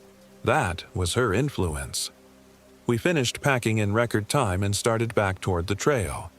I wanted to put as much distance as possible between us and Devil's Elbow before dark. The hike back to our car seemed shorter than the hike in, though I knew that was probably just my imagination. The trail was easier to follow, the vegetation less oppressive. Even the air seemed cleaner. As we reached the last creek crossing, Sarah stopped and looked back toward the way we'd come. "Do you think it's really over?" she asked. I followed her gaze. In the distance, I could see a thin column of smoke still rising from where Mama Bridget's building had burned. But as I watched, even that faded away, leaving nothing but pristine wilderness. "Yes," I said, "I think it's over." But even as I said it, I knew I wasn't entirely sure. Some things, once awakened, are never fully destroyed. They just sleep, waiting for the next unsuspecting visitors to stumble into their domain. We drove away from Devil's Elbow as fast as the rutted dirt road would allow. Neither of us spoke until we reached the paved highway and civilization. It wasn't until we were back in the city, surrounded by traffic and strip malls and all the mundane annoyances of modern life, that I finally felt safe. Sarah seemed to recover completely over the following weeks. She went back to work, back to her normal routine, back to being the woman I'd fallen in love with. The dark moods and restless energy that had plagued her for months disappeared completely. But sometimes, when she thought I wasn't looking, I'd catch her staring out windows with an expression I couldn't read. And sometimes late at night when she thought I was asleep, I'd hear her whisper names I didn't recognize. We never went camping again.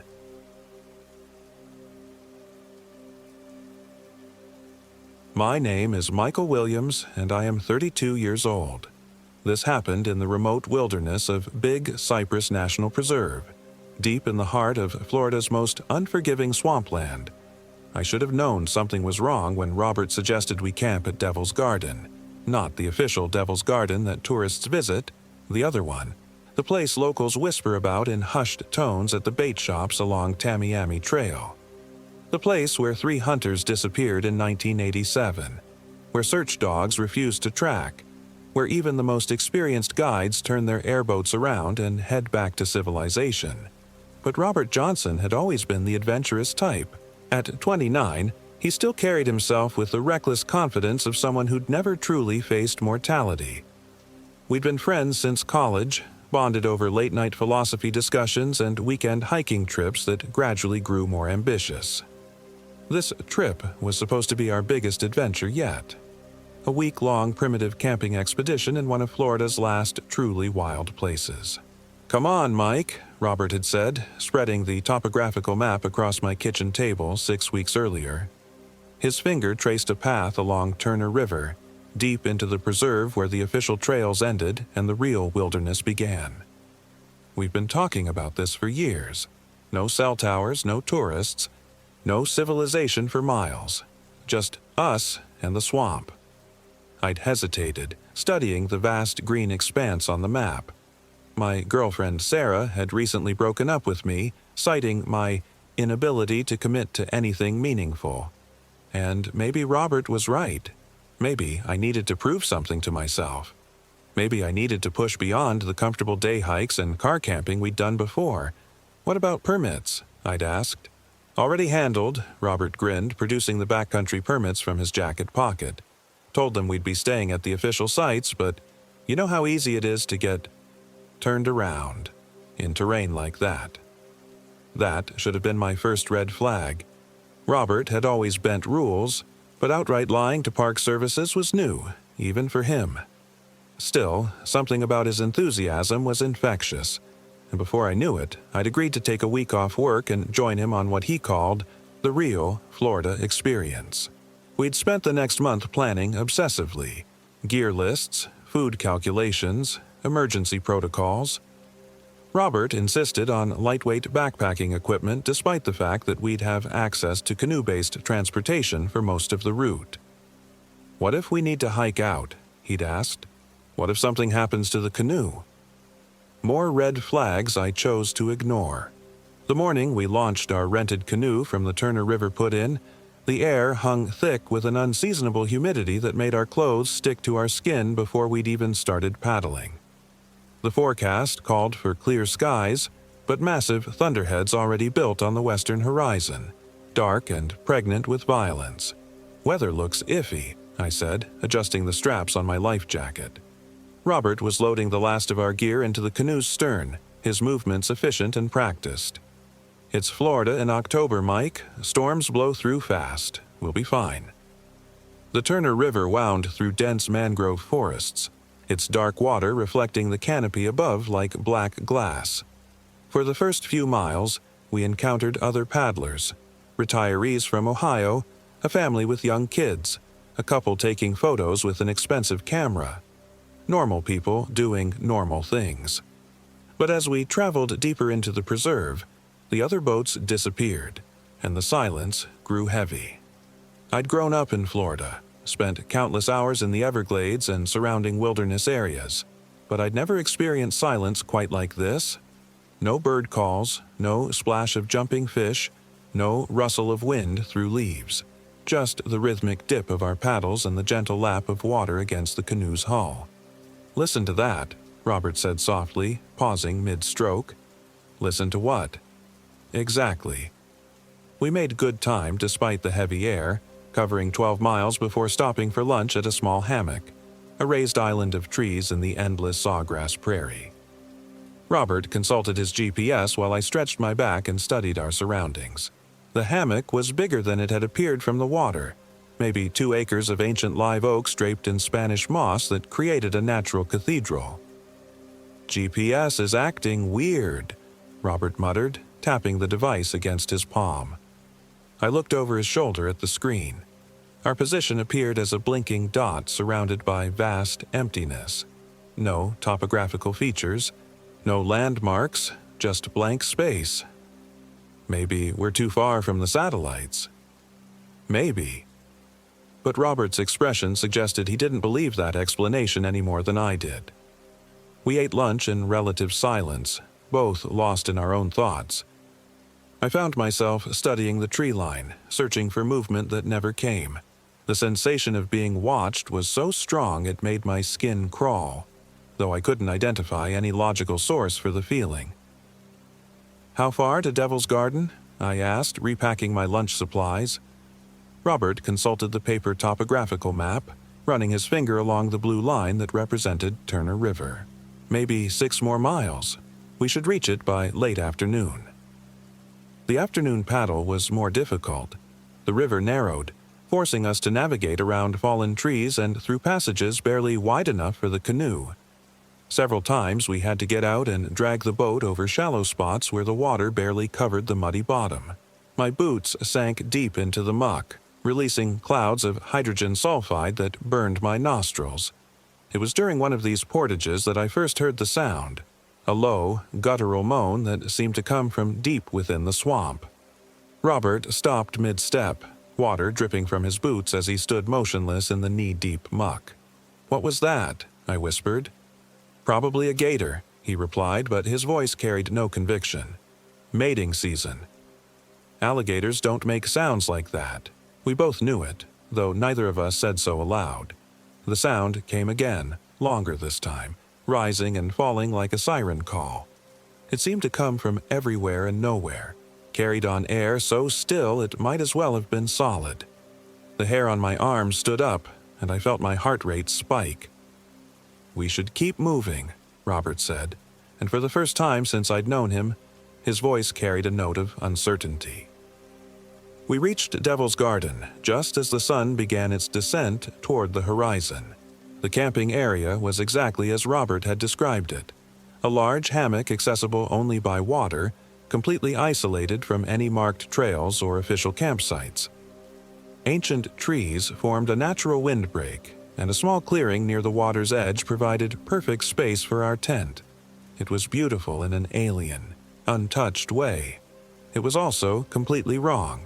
I couldn't put my finger on what bothered me about the place, not at first. The trees were too symmetrical, arranged in patterns that suggested human intervention despite being in the middle of supposedly virgin wilderness. The ground was too level, too clean, none of the fallen branches and natural debris you'd expect in an untouched forest. And the silence was absolute, as if some invisible barrier prevented sound from penetrating this place. "How did you find out about this spot?" I asked as we pulled the canoe onto the narrow beach. Robert was already unpacking gear, moving with quick, efficient movements. "Local knowledge. Met an old Seminole guy at a bar in Everglades City. Said his grandfather used to hunt here before it became protected land." "What else did he tell you?" Robert paused, a sleeping bag halfway out of his pack. "What do you mean?" "About this place, about why they stopped hunting here." "I don't know, Mike. Environmental protections, probably. You know how it is." But something in his tone suggested there was more to the story, something he wasn't sharing. I'd known Robert long enough to recognize when he was being evasive. We set up camp in methodical silence, each focused on our assigned tasks. Tent, sleeping bags, camp kitchen, bear cables for our food, though bears weren't really a concern this far south in Florida. The routine was comforting, familiar motions that pushed back against the strangeness of our surroundings. As darkness began to fall, Robert started a fire using dead wood we'd gathered from the edge of the clearing. The flames caught quickly, perhaps too quickly, and burned with an unusual intensity that cast dancing shadows across the trees. The light seemed to be absorbed by the darkness rather than pushing it back, creating a small bubble of illumination that felt more like a target than a sanctuary. "Beautiful night," Robert said, settling onto a fallen log we'd dragged near the fire. I looked up at the sky and froze. Stars were visible through the canopy, but they were all wrong. Constellations I'd known since childhood appeared twisted, rearranged into patterns that hurt to look at directly.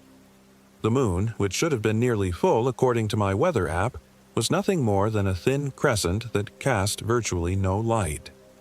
"Robert," I said slowly, "look at the stars." He tilted his head back, squinting up through the trees. "What about them? Don't they look different?" He studied the sky for a long moment before shrugging. "Tree cover makes everything look different. You're overthinking it." But I wasn't overthinking it. I was an amateur astronomer, had spent countless nights mapping constellations and tracking planets. These weren't the same stars that should have been visible from southern Florida in October. These weren't the same stars that should have been visible from anywhere on Earth. Dinner was a subdued affair. We heated prepackaged camping meals over our portable stove and ate in relative silence, both lost in our own thoughts. The fire crackled and popped, occasionally sending sparks spiraling up into the unnatural darkness above. It was while we were cleaning our dishes that we heard the first scream. High-pitched and piercing, it cut through the night air like a blade. Definitely human. Definitely female. Definitely terrified. It seemed to come from somewhere across the water, perhaps a quarter-mile away. Robert and I looked at each other across the fire, our faces pale in the flickering light. "Someone's in trouble," I said, already reaching for my headlamp. "Wait." Robert's hand closed around my wrist. "Think about it, Mike. We're miles from any official campsites, miles from any trails. What would someone be doing out there?" The scream came again, longer this time, filled with a desperation that made my chest tight. It was the sound someone makes when they know they're going to die. "We have to help," I insisted, pulling free from Robert's grip. "Help? How? We don't even know where it's coming from. The acoustics out here are completely fucked. That sound could be bouncing off the water from miles away." He was right, logically speaking. Sound carried strangely over water, especially at night. But every instinct I possessed screamed that someone nearby was in mortal danger, and that we were the only people in position to help. The screaming stopped abruptly, cut off mid-cry as if someone had flipped a switch. The silence that followed was somehow worse than the screaming itself. "We'll check it out in the morning," Robert said firmly. "First light, but we're not blundering around in the dark with a canoe, especially not with water levels this low." I wanted to argue, but he was right about the practical realities. Night navigation in unfamiliar waterways was dangerous under the best circumstances, and these weren't the best circumstances. Still, the idea of spending the night knowing someone might be dying nearby made my stomach churn.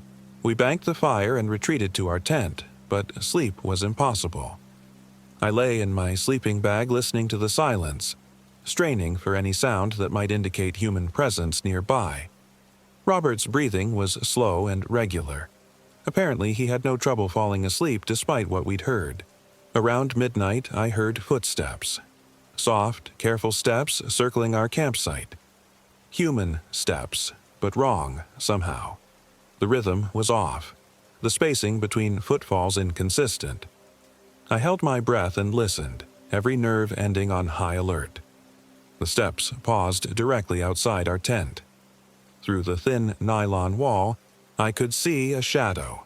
Tall, humanoid, but with proportions that didn't quite match normal human anatomy. The arms were too long, the head too large, the posture subtly wrong in ways that triggered deep, evolutionary alarm bells. The shadow stood motionless for perhaps 10 minutes while I lay frozen in my sleeping bag, afraid to breathe, afraid to move, afraid to make any sound that might attract its attention. Then, as quietly as it had come, it moved away, the footsteps fading into the darkness. I didn't sleep for the rest of the night. Dawn came slowly, filtered through Spanish moss and morning mist that rose from the water like smoke. I emerged from the tent feeling exhausted and disoriented, my eyes gritty from lack of sleep. Robert was already up, crouched by the remains of our fire and stirring something that smelled like coffee. "Sleep well?" he asked without looking up. "Did you hear anything last night?" "Like what?" I studied his face for any sign of deception. "Footsteps. Someone walking around the campsite." Robert shook his head. "Probably a raccoon. Or an armadillo. They make more noise than you'd think." But I knew the difference between animal movement and human footsteps. What I'd heard the night before was definitely human, or something trying very hard to sound human. We broke camp efficiently, loading gear into the canoe with practiced movements. The morning air was cooler than the previous day, carrying scents of decay and stagnant water that seemed more pronounced in the pale light. Our plan was to paddle upstream for a few miles, investigate the source of the screaming we'd heard, then continue deeper into the preserve. The river looked different in daylight. Where the water had been dark and clear the day before, it was now murky and brown, filled with floating debris that hadn't been there when we'd arrived. Dead fish floated belly up among the fallen leaves, their eyes clouded and white. "Fish kill," Robert observed, using his paddle to push a particularly largemouth bass away from the canoe. "Probably oxygen depletion. Happens sometimes in closed systems." But this wasn't a closed system. Turner River connected to multiple waterways and ultimately flowed into the Gulf of Mexico. Fish kills on this scale required major pollution events or disease outbreaks, neither of which made sense in a protected wilderness area. We paddled upstream for 45 minutes without seeing any sign of other human presence. No campsites, no trash, no evidence that anyone had been in the area recently. The shoreline was thick with mangroves and sawgrass, impenetrable walls of vegetation that offered no place to land a boat or establish a camp. "This doesn't make sense," I said, shipping my paddle and consulting Robert's GPS. "Where could that scream have come from?" Robert studied the device, frowning. "GPS is still acting up. Shows us in the middle of nowhere." "Let me see the map." He handed me the topographical map and I spread it across my knees, trying to match our surroundings to the terrain features shown on paper. According to the map, we should have been passing several small hammocks and at least 2 marked campsites. According to reality, we were surrounded by endless sawgrass and scattered trees. "I think we're lost," I said. "We can't be lost. We've been following the river the whole time." But even as he said it, Robert's voice carried doubt. The river we were following was narrower than it should have been, and the current was flowing in the wrong direction. If we were truly on Turner River heading upstream, we should have been fighting the current. Instead, the water seemed to be pulling us forward, as if the river itself wanted us to continue deeper into the wilderness. Around midday, we encountered the first of the impossible things. The canoe rounded a bend in the river and emerged into a small lake that definitely didn't exist on any map. The water was perfectly circular, perhaps 200 yards across, surrounded by vegetation so thick it formed solid walls on all sides. In the center of the lake was a small island dominated by a single enormous tree. The tree was wrong in every conceivable way. It was too big, easily 8 feet in diameter and towering at least 100 feet above the water. It was too old. The trunk was gnarled and twisted in ways that suggested centuries of growth, possibly millennia. And it was too alive, pulsing with a vitality that seemed to reach across the water and grab us by the throat. Hanging from the tree's branches were dozens of objects that looked like wind chimes, twisting slowly in air so still it might as well have been solid. As we drifted closer, I realized they weren't wind chimes at all. They were bones, human bones, strung together with what looked like sinew and hung from the branches like obscene decorations. "Jesus Christ," Robert whispered. I wanted to turn around, to paddle back the way we'd come as fast as possible, but the current that had been pulling us forward was now pushing us toward the island, gentle but inexorable, as if the lake itself was a living thing drawing us into its center. "We need to get out of here," I said, digging my paddle deep into the water. But no matter how hard we paddled, we continued drifting toward the island. The bones hanging from the tree began to move, spinning and clicking together in harmonies that shouldn't have been possible without wind. That's when I saw him. A figure emerged from behind the massive trunk, moving with fluid grace despite appearing to be human. He was tall and lean, dressed in what looked like traditional Native American clothing, but everything about him was subtly wrong. His movements were too smooth, too coordinated. His proportions were slightly off, arms too long, fingers too numerous, head cocked at an angle that would have broken a normal person's neck. When he smiled at us, his teeth were pointed like a predator's. "Welcome," he called across the water, his voice carrying impossible clarity despite the distance. "I've been waiting for you." The canoe scraped against the muddy shore of the island before either of us could react. We were trapped, drawn by forces beyond our understanding to this impossible place that shouldn't exist. The figure approached slowly, his feet making no sound on the dead leaves that carpeted the ground beneath the tree. Up close, his wrongness was even more apparent. His skin had a waxy, artificial quality, and his eyes were completely black. No iris, no pupil, just empty darkness that seemed to absorb light. "Robert," he said, and his voice was Robert's voice, perfect in every inflection and tone. "Michael, so good to finally meet you in person." I looked at Robert, expecting to see confusion or fear. Instead, his face showed recognition. "You're early," Robert said. The words hit me like a physical blow. "What?" "I told you we'd be here by midday," Robert continued, addressing the impossible figure as if they were old friends.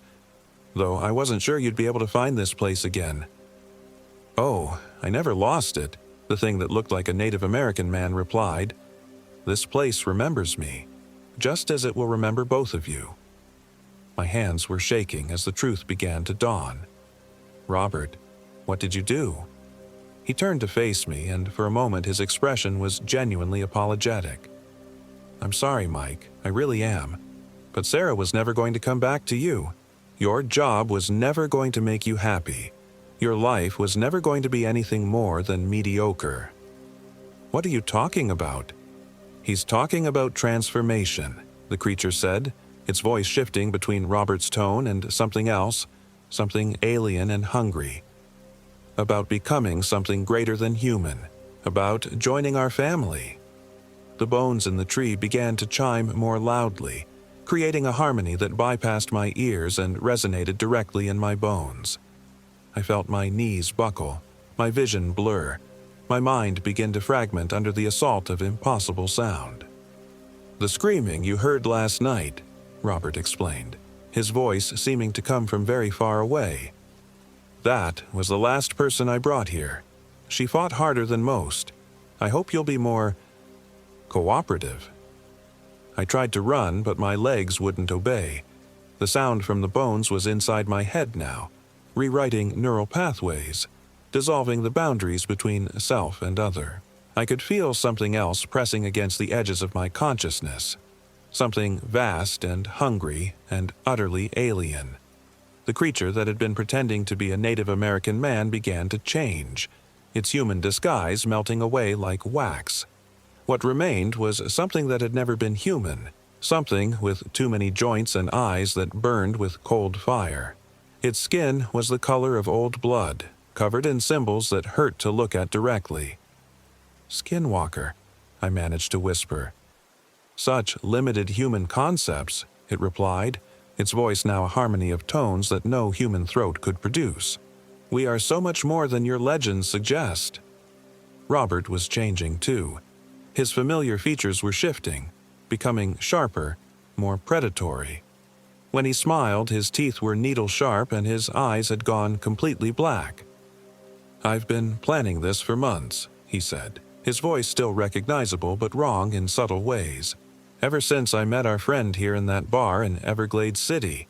He showed me what I could become, what we could both become. All I had to do was bring him the right person." "Why me?" "Because you trusted me," he said simply. "Because you were isolated, alone, recently separated from your girlfriend."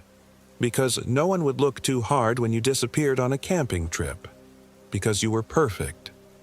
The transformation spreading through my mind was accelerating. I could feel my human thoughts being rewired, my memories being edited, my personality being dissolved and reformed. Soon, there would be nothing left of Michael Williams except a skin suit for something alien and hungry to wear. But rage, it turned out, was stronger than alien influence. I'd spent my entire adult life being cautious, being safe, being reasonable. I'd let opportunities slip by, let relationships fail, let my life drift into mediocrity because I was too afraid to take risks. Now, faced with the complete dissolution of everything I was, something primal and furious rose up from the deepest parts of my psyche. I lunged forward, tackling Robert around the waist and driving him backward into the massive tree. The impact knocked the wind out of both of us, but more importantly, it disrupted whatever psychic connection was facilitating my transformation. For a moment, my mind was clear. The skinwalker shrieked, a sound like tearing metal that made my ears bleed.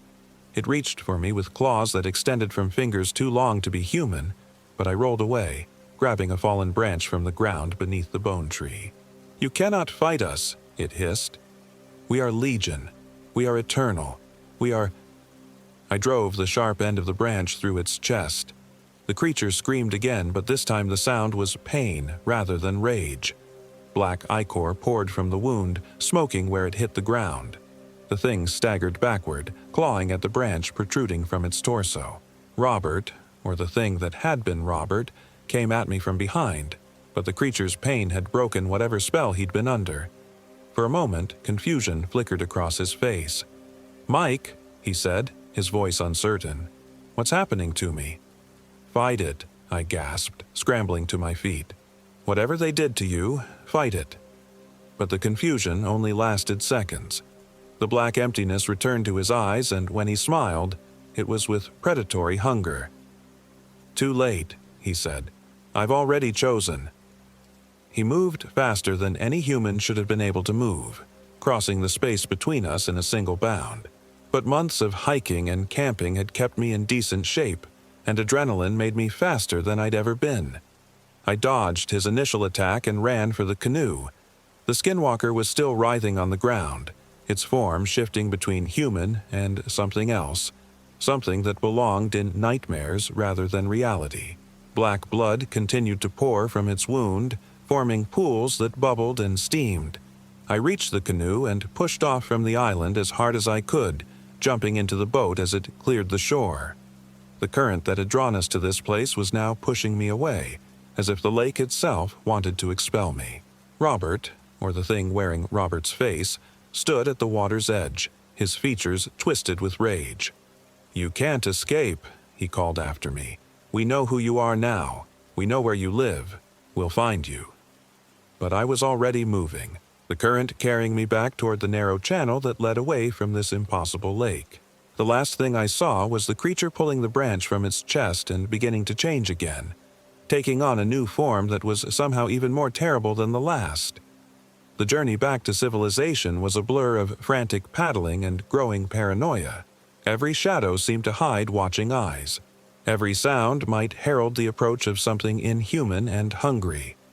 My GPS remained useless, but I followed the current downstream, trusting that it would eventually lead me back to familiar waters. It took 6 hours to reach the Turner River put-in, though according to my watch only 3 hours had passed. Time itself seemed to have become unreliable, elastic in ways that made my head hurt to contemplate.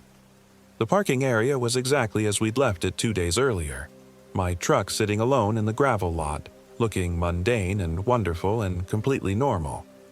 I loaded the canoe with shaking hands, my eyes constantly scanning the tree line for any sign of pursuit. It wasn't until I was back on Tamiami Trail, surrounded by traffic and strip malls and all the banality of modern civilization, that I allowed myself to believe I'd actually escaped. The authorities were polite but skeptical when I reported Robert's disappearance. A man lost in the wilderness wasn't unusual, and my story about skinwalkers and impossible lakes sounded like the ravings of someone suffering from exposure and dehydration.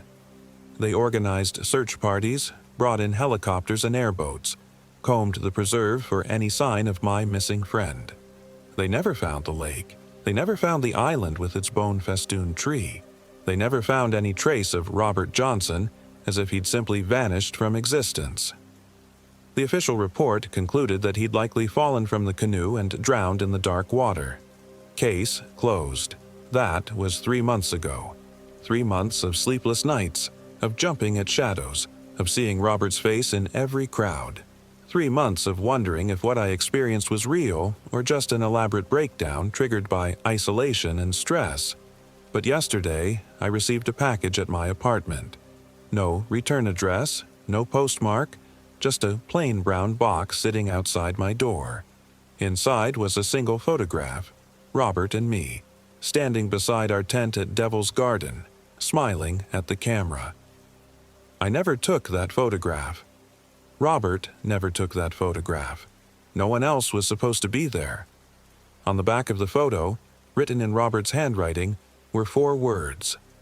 Soon, old friend. Soon. I'm writing this account because I know they're coming for me.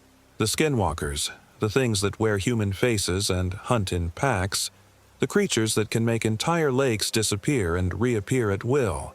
They've been patient, letting me think I'd escaped, letting me believe the nightmare was over. But it's never over. Not really. If you're reading this, it means they found me. It means Michael Williams is gone, replaced by something that looks like him, talks like him, remembers his life perfectly.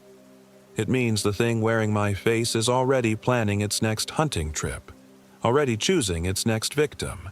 It means you should never, ever trust anyone who suggests camping at Devil's Garden. Because some places in the wilderness aren't meant for humans.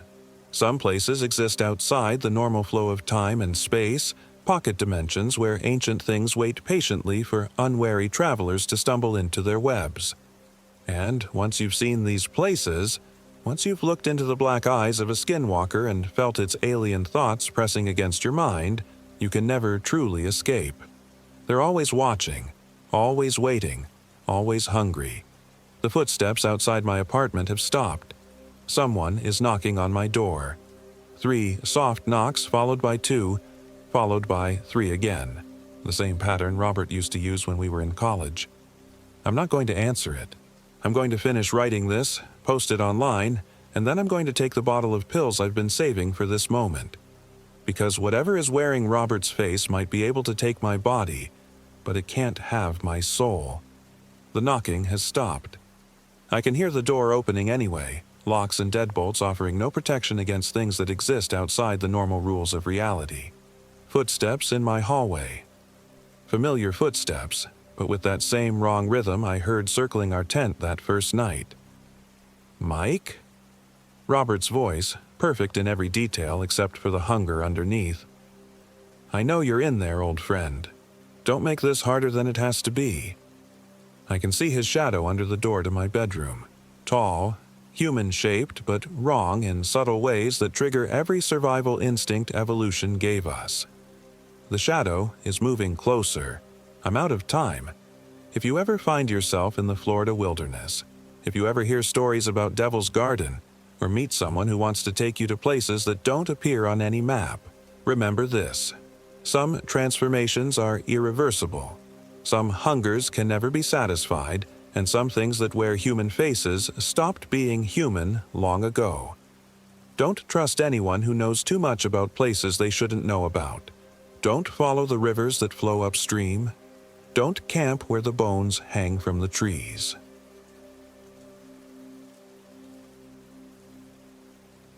My name is Michael Williams, and I am 29 years old. This happened in the remote depths of Fakahatchee Strand Preserve State Park, deep in the heart of the Florida Everglades, where the ancient cypress trees grow so thick that daylight struggles to penetrate their canopy, and the water runs black as oil between their massive roots. Sarah and I had been planning this anniversary trip for months. 3 years together, and we wanted to do something different, something that would test us, bring us closer. The idea of camping in one of Florida's most pristine and isolated wilderness areas seemed romantic in theory. In practice, It nearly cost us everything. Sarah Rodriguez was the kind of woman who could make you believe in magic just by the way she laughed. At 27, she had this infectious energy that drew people to her like moths to flame. She worked as a wildlife photographer, which explained her enthusiasm for our destination.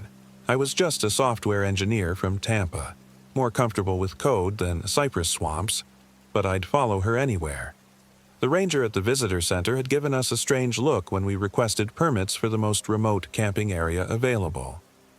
"Fakahatchi's Strand's no joke," he'd said, his weathered face serious beneath his wide-brimmed hat. "That section hasn't seen visitors in months.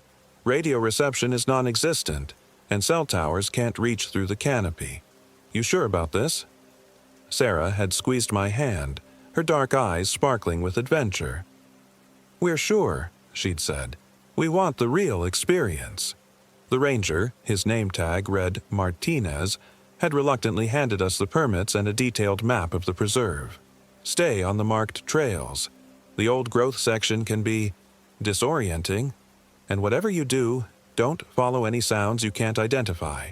The swamp plays tricks. I should have paid more attention to the warning in his voice. The hike in took us 4 hours through increasingly dense wilderness.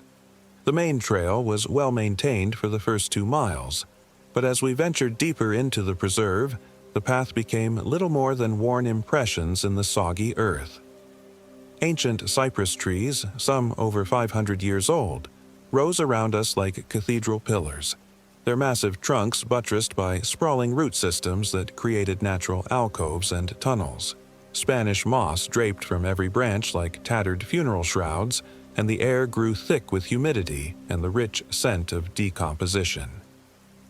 "God, it's beautiful," Sarah whispered, stopping to photograph a massive bald cypress whose trunk had to be 15 feet in diameter. "Look at the way the light filters through the canopy." She was right. Shafts of golden sunlight pierced the gloom at irregular intervals, creating an almost ethereal atmosphere. But there was something else about the light, something that made me uneasy. It seemed to shift and dance even when there was no breeze, casting shadows that moved independently of their sources. Our designated camping area was marked by a small weathered sign and a fire ring constructed from palmetto logs. It sat on a slightly elevated patch of ground, a relative term in the swamps, surrounded by standing water that reflected the sky like black mirrors.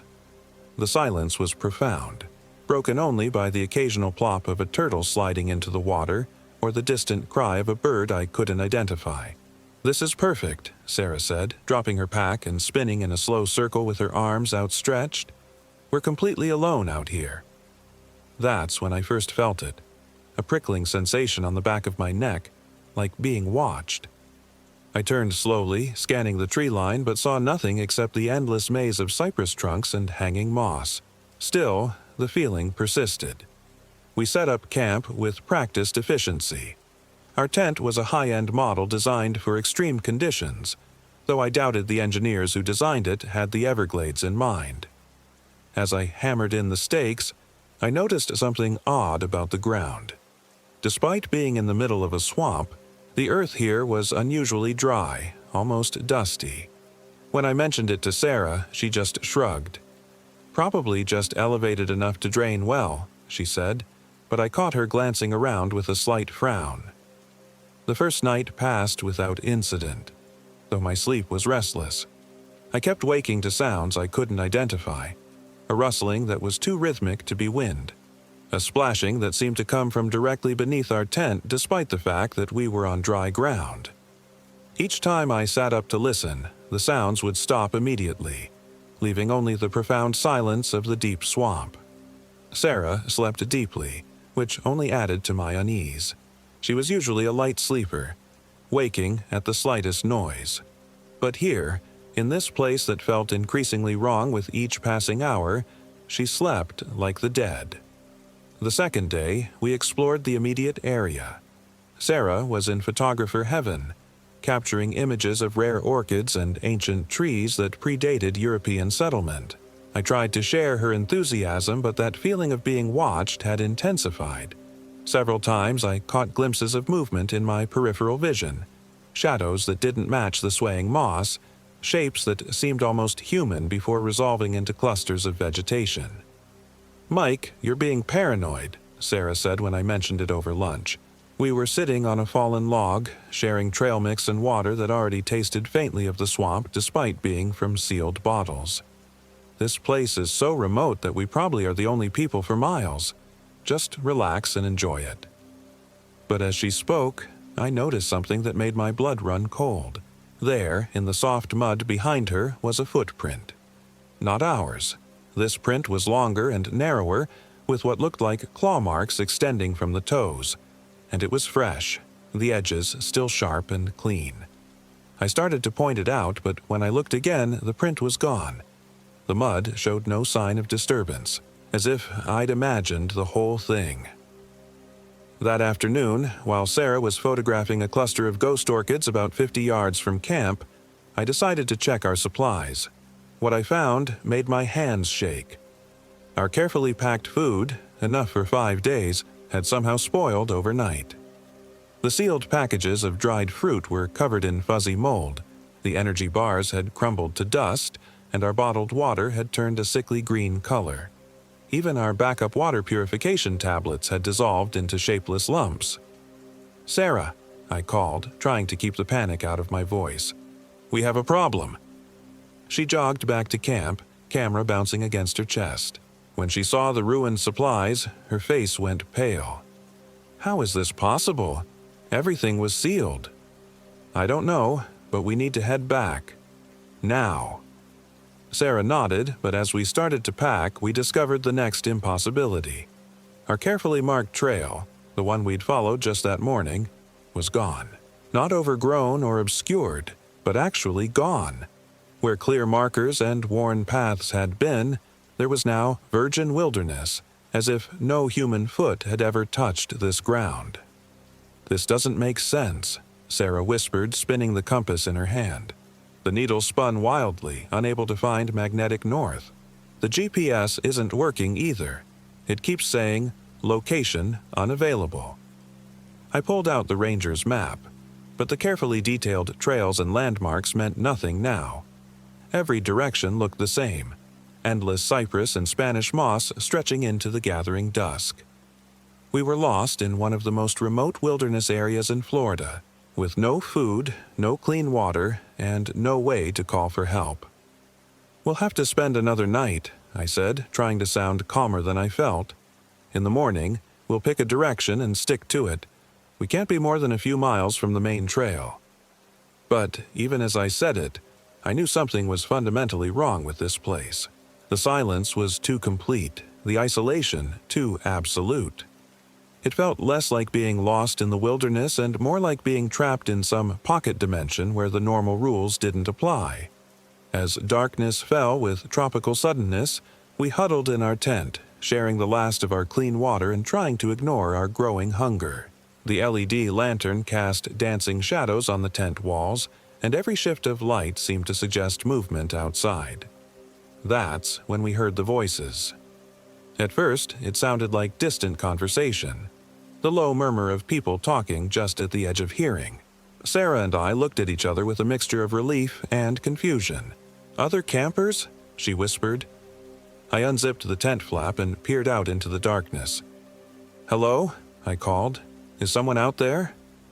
The voices stopped immediately, as if cut off by a switch. The silence that followed was so complete it seemed to press against my eardrums like a physical weight. "Hello?"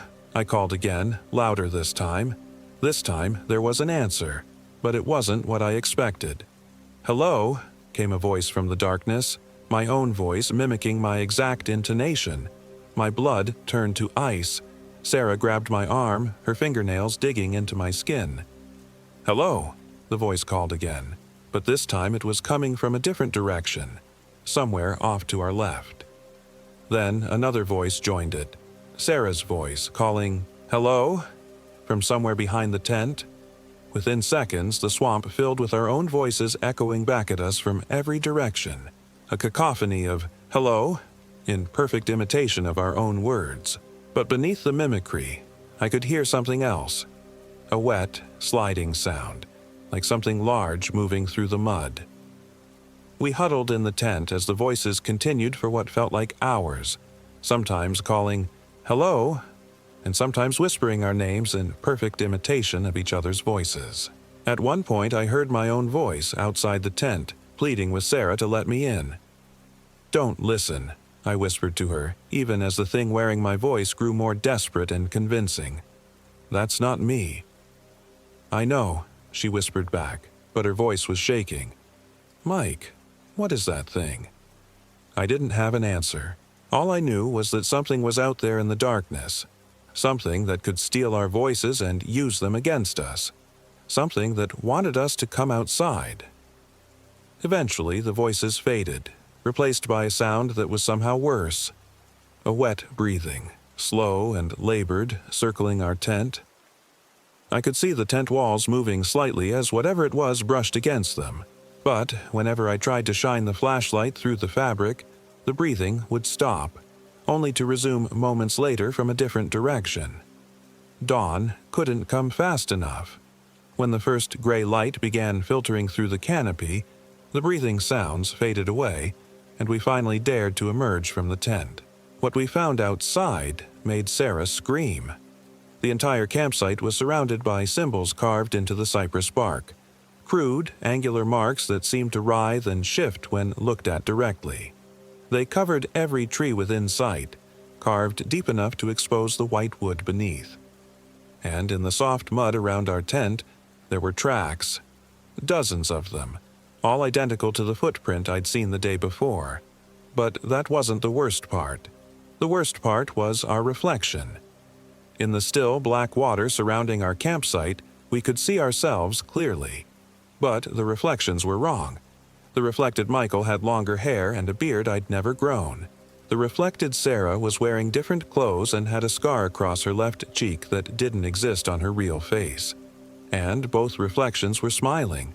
Not the warm, genuine smiles we knew, but cold, predatory grins that never wavered. "We need to leave," Sarah whispered, backing away from the water's edge. "Right now." But as we frantically packed our gear, we heard something that stopped us cold. Voices again, but this time they were different. Clearer, more human, and they were coming from the direction we needed to go. "Michael? Sarah?" The voice was authoritative, reassuring. "This is Ranger Martinez. We've been looking for you. Stay where you are. We're coming to you." Relief flooded through me. The ranger had come looking for us. We were saved. "Over here," I shouted back. "We're at the campsite." "We can see your tent," came the reply. "Just stay put. We'll be there in 5 minutes." But Sarah grabbed my arm, her face white with terror. "Mike," she whispered, "look at the water." I looked down at our reflections again. The reflected Michael and Sarah were shaking their heads frantically, the reflected Sarah pointing desperately toward the tree line. Their mouths were moving, but no sound was coming out. They were trying to warn us. "That's not the ranger," Sarah breathed. As if summoned by her words, the voice called out again. "Michael, Sarah, why aren't you answering? We're here to help you." But this time, I caught something in the voice, a subtle wrongness, like a recording played at the wrong speed. And underneath the words, I could hear that wet, sliding sound again. "Run," Sarah whispered. We grabbed our packs and ran. The next few hours were a nightmare of crashing through underbrush, splashing through stagnant water, and fleeing from voices that followed us through the swamp. Sometimes it was Ranger Martinez calling our names. Sometimes it was our own voices, pleading with each other to slow down. And sometimes it was voices we didn't recognize. An old woman calling for help, a child crying for its mother, a man screaming warnings about something coming. But no matter which direction we fled, the voices followed, always staying just out of sight but close enough to drive us deeper into the swamp. I began to realize that we weren't escaping. We were being herded, driven toward some predetermined destination. As the sun reached its zenith, we stumbled into a clearing unlike anything I'd ever seen. The cypress trees formed a perfect circle around a patch of ground that was completely dry despite being in the middle of standing water. In the center of the clearing was a structure that shouldn't have existed. A small cabin built from weathered wood, its windows dark and its door standing open like a mouth. "This isn't on any map," Sarah whispered, checking the ranger's chart again. "This place doesn't exist." But it did exist, and as we stood at the edge of the clearing, I could smell something drifting from the open doorway. The sweet, cloying scent of rotting meat mixed with something else, something herbal and wrong. "We should go around," I said, but even as I spoke, I realized that the voices had stopped. For the first time since entering this nightmare, the swamp was completely silent. That's when we saw her. The woman emerged from the cabin slowly, as if every movement caused her pain. She was ancient, her white hair hanging in stringy locks around a face that was more skull than flesh. Her clothes were tattered rags that might once have been a dress, and her feet were bare, revealing toenails that had grown into yellow claws. But it was her eyes that made my sanity waver. They were completely black. Not just the pupils, but the entire eye, like looking into deep holes in her head. And when she smiled, revealing teeth filed to sharp points, I understood with crystalline clarity that we were going to die in this place. "Welcome, children," she said, and her voice was like rustling leaves. "I've been calling you for so long, so very long." Sarah's camera strap snapped then, the expensive equipment falling into the murky water with a splash. But instead of disappearing beneath the surface, it seemed to dissolve, breaking apart into wisps of shadow that spiraled up toward the canopy. "You're not supposed to be here," I managed to say, my voice cracking. The hag's smile widened. "Oh, but I am, sweet boy. This is my place, my domain. I've been here since before your people came with their boats and their greed. I've been here since the cypress were saplings and the water ran clean." She began walking toward us, and with each step, the clearing changed. The cabin aged decades in seconds, its walls sagging and its roof collapsing. Vines erupted from the ground, growing at impossible speed to cover the structure in minutes. The smell of decay grew stronger, and I realized it wasn't coming from the cabin. It was coming from her. "I collect voices," she continued conversationally, as if discussing the weather. "Especially the voices of those who love each other. They taste sweeter when seasoned with devotion." Sarah grabbed my hand, and I felt her trembling. "Run," she whispered. But when we turned to flee, we found our path blocked. Standing at the edge of the clearing were dozens of figures. Men, women, children, all with that same terrible smile. Their eyes were hollow sockets, and their mouths moved in perfect unison with the hag's words. "The swamp remembers everyone who enters," the hag said through a dozen throats. "It remembers their voices, their fears, their last moments, and now it will remember yours." That's when Sarah did something that probably saved both our lives. She started laughing. Not the panicked laughter of hysteria, but genuine, deep laughter that seemed to come from her core. The hag stopped walking, confusion replacing the predatory hunger on her ancient features. "You think this is funny?" she hissed. "I think you're pathetic," Sarah said, still laughing. "A creature so old and so powerless that all you can do is mimic voices and play tricks. You're not a monster. You're a parasite." The hag's face twisted with rage, and the figures around the clearing began moving toward us. But Sarah wasn't done. "You know what the really funny part is?" she continued, pulling something from her pocket. The water purification tablets that had supposedly dissolved. They were perfectly intact. "You can't actually hurt us. All of this, the spoiled food, the missing trail, the voices, it's all illusion. You're trying to scare us to death because that's all you can do." She was right. As soon as she said it, I could see the truth. The hag was ancient and cunning, but her power was limited to manipulation and fear. The moment we stopped believing in her illusions, they began to crumble. The figures around the clearing flickered like bad television reception. The cabin aged backward, returning to its original state. Even the carved symbols on the trees began to fade. But the hag herself was real, and she was furious.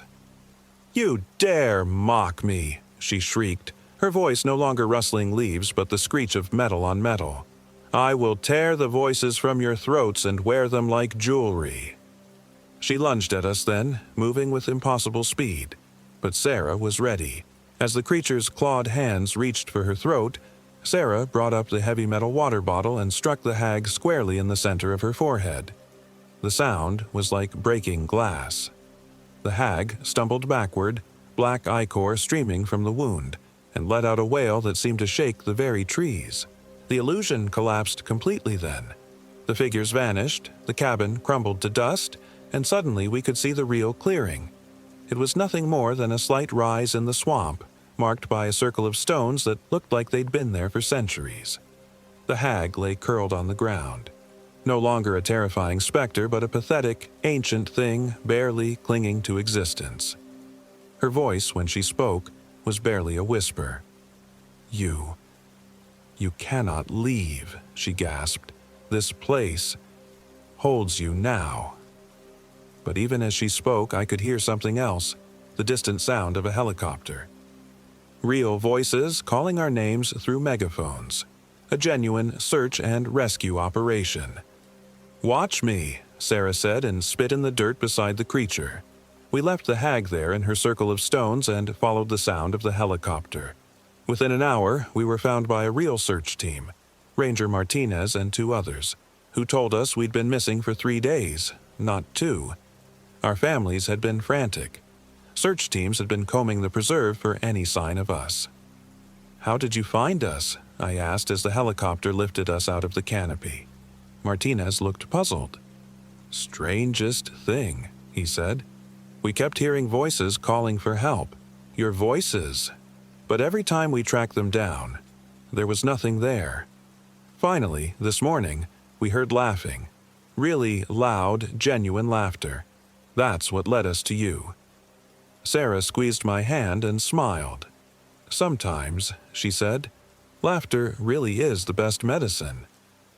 We never talked about what really happened in that swamp. How could we? Who would believe us? The official report listed it as a case of dehydration and mild hallucinations brought on by drinking contaminated water. Our friends and family were just happy we were safe, but sometimes, late at night, I catch myself listening for voices that don't belong. And Sarah has never taken another photography assignment that required camping in remote locations. We stick to city parks and well-traveled trails now. The one thing we did do was research the Fakahatchi Strand Preserve. What we found was disturbing. Over the past century, dozens of people had gone missing in that section of the swamp. Most were never found. Those who were found, well, let's just say the official causes of death were always listed as accidents or natural causes, but the details in the old newspaper reports suggested otherwise. There was one story that particularly caught our attention. From 1963, a local newspaper reported that 2 children had gone missing while exploring the preserve. When they were found 3 days later, they were catatonic and couldn't speak for weeks.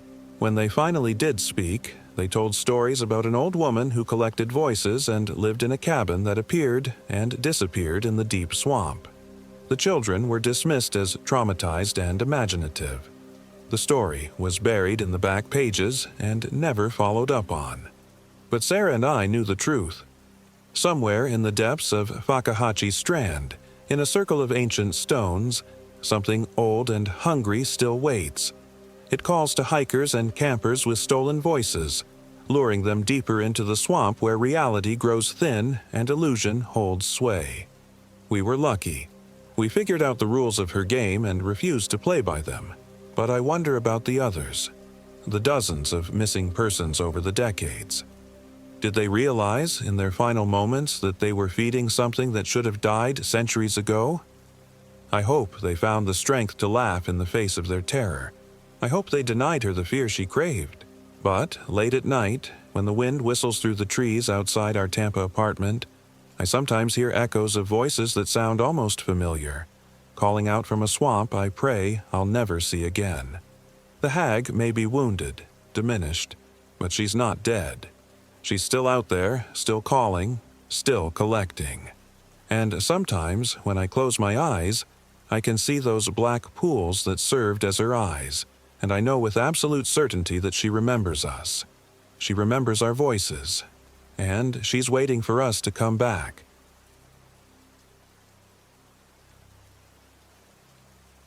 My name is Brian Wright, and I am 29 years old. This happened in the remote depths of Big Cypress National Preserve, deep in the heart of southern Florida, where the ancient swamplands stretch endlessly beneath a canopy so thick that noon feels like twilight. Kevin King and I had been planning this camping trip for months. We'd been friends since college, bonded over our shared love of the outdoors and our mutual need to escape the suffocating corporate world that had consumed our lives. Kevin worked in insurance. I was in marketing. Both of us spending our days staring at screens, breathing recycled air, slowly dying inside fluorescent-lit office buildings. This trip was supposed to be our salvation, our return to something real and primal. "You sure about this place, man?" Kevin had asked when I showed him the location on the map. His finger traced the vast green expanse of Big Cypress, noting how few roads penetrated its interior. "Looks pretty isolated." "That's the point," I'd replied. "No cell towers, no traffic, no reminders of the civilized world. Just us and nature, like our ancestors intended." How naive I was. How utterly, catastrophically naive. We drove down from Tampa on a Friday morning in October, when the brutal Florida summer had finally begun to loosen its strangling grip. The plan was simple: park at the Oasis Visitor Center, then hike deep into the preserve using the old hunting trails that crisscross the wetlands. We'd set up camp somewhere near Sweetwater Strand, a remote area Kevin had found mentioned in an obscure hiking forum.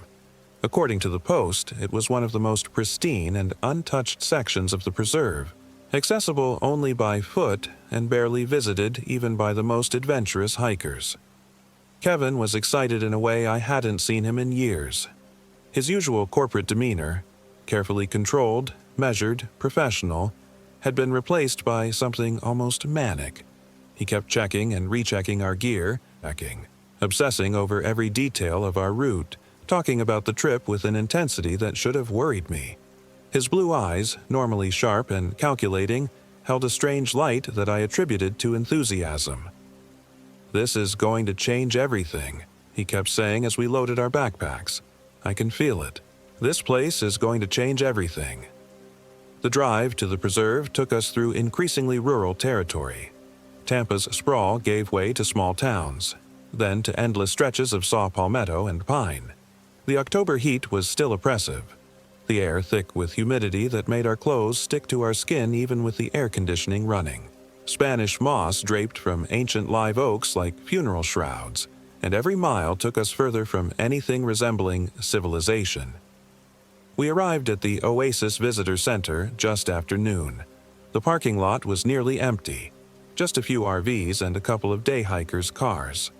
The ranger on duty, a weathered woman in her 50s with sun-damaged skin and knowing eyes, looked up when we approached with our backpacks. "Y'all planning to head into the backcountry?" she asked, her accent thick with decades of Florida living. "That's the plan," I replied. "We're thinking of camping near Sweetwater Strand." Something flickered across her face, concern maybe, or recognition. "Sweetwater Strand," she repeated slowly. "That's pretty far out there. You boys experienced with swamp camping?"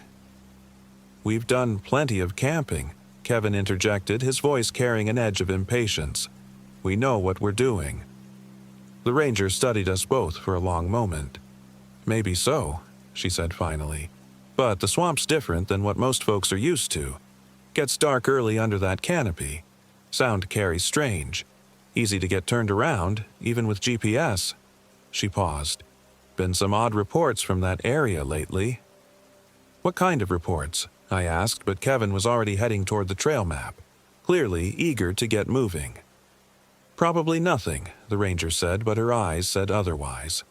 Just folks coming back talking about strange sounds at night, equipment malfunctioning, that sort of thing. She shrugged. Swamp plays tricks on people, always has. We signed the backcountry register and started out on the trail around 1 p.m. The path began innocuously enough, a well-maintained boardwalk that carried us over saw grass marshes dotted with small islands of pine and palm. The preserve was beautiful in its alien way, unlike any landscape I'd ever experienced. Everything was green and wet and alive, pulsing with an energy that felt both welcoming and vaguely threatening. For the first hour, we made good time. The boardwalk gave way to a narrow dirt trail that wound between hammocks of hardwood trees. Kevin was in excellent spirits, pointing out birds and plants, taking photos with his phone. The October heat was brutal, but we'd expected that. What we hadn't expected was how quickly the landscape would change as we moved deeper into the preserve. The trail began to deteriorate around mile 3. What had been a clear, well-marked path became increasingly overgrown and hard to follow. The canopy thickened overhead, blocking out more and more of the afternoon sun. The air grew thick and still, heavy with the smell of decomposing vegetation and stagnant water. Insects swarmed around us in clouds, mosquitoes, no-see-ums, flies I couldn't identify. Our repellent seemed useless against the onslaught. "This is more challenging than I expected," I admitted as we stopped to check our map and GPS. According to our coordinates, we were still 3 miles from Sweetwater Strand. Kevin wiped sweat from his forehead and grinned. "That's what makes it an adventure," he said. But there was something in his voice, an undercurrent of excitement that seemed disproportionate to our circumstances. We pressed on. The trail continued to deteriorate until it was barely recognizable as a path at all. We found ourselves following game trails and compass bearings, pushing through walls of vegetation that seemed to close behind us like a green curtain. The GPS signal grew spotty, cutting in and out as we moved beneath the increasingly dense canopy. By 4 p.m., we were deep in territory that felt utterly removed from the modern world. The sounds of civilization had long since faded, replaced by the constant buzz of insects, the splash of wading birds, and an underlying silence that seemed to press against my eardrums. The swamp stretched endlessly in all directions, a maze of water and land and vegetation that all looked identical to my untrained eyes. "Are you sure we're going the right way?" I asked as we paused beside a particularly dark stretch of water. According to the map, we should have been approaching Sweetwater Strand, but nothing in our surroundings matched the topography I was expecting. Kevin consulted his GPS again. The screen flickered, showing our position jumping erratically across the map. "Signal's getting wonky," he admitted, "but according to this, we should be close." The first thing that should have warned me was how eager Kevin was to continue despite the deteriorating conditions. The Brian I knew, the careful, methodical insurance analyst, would have suggested turning back hours ago. But this version of Kevin seemed driven by something beyond normal enthusiasm. His eyes held that strange light I'd noticed earlier, brighter now, almost fevered.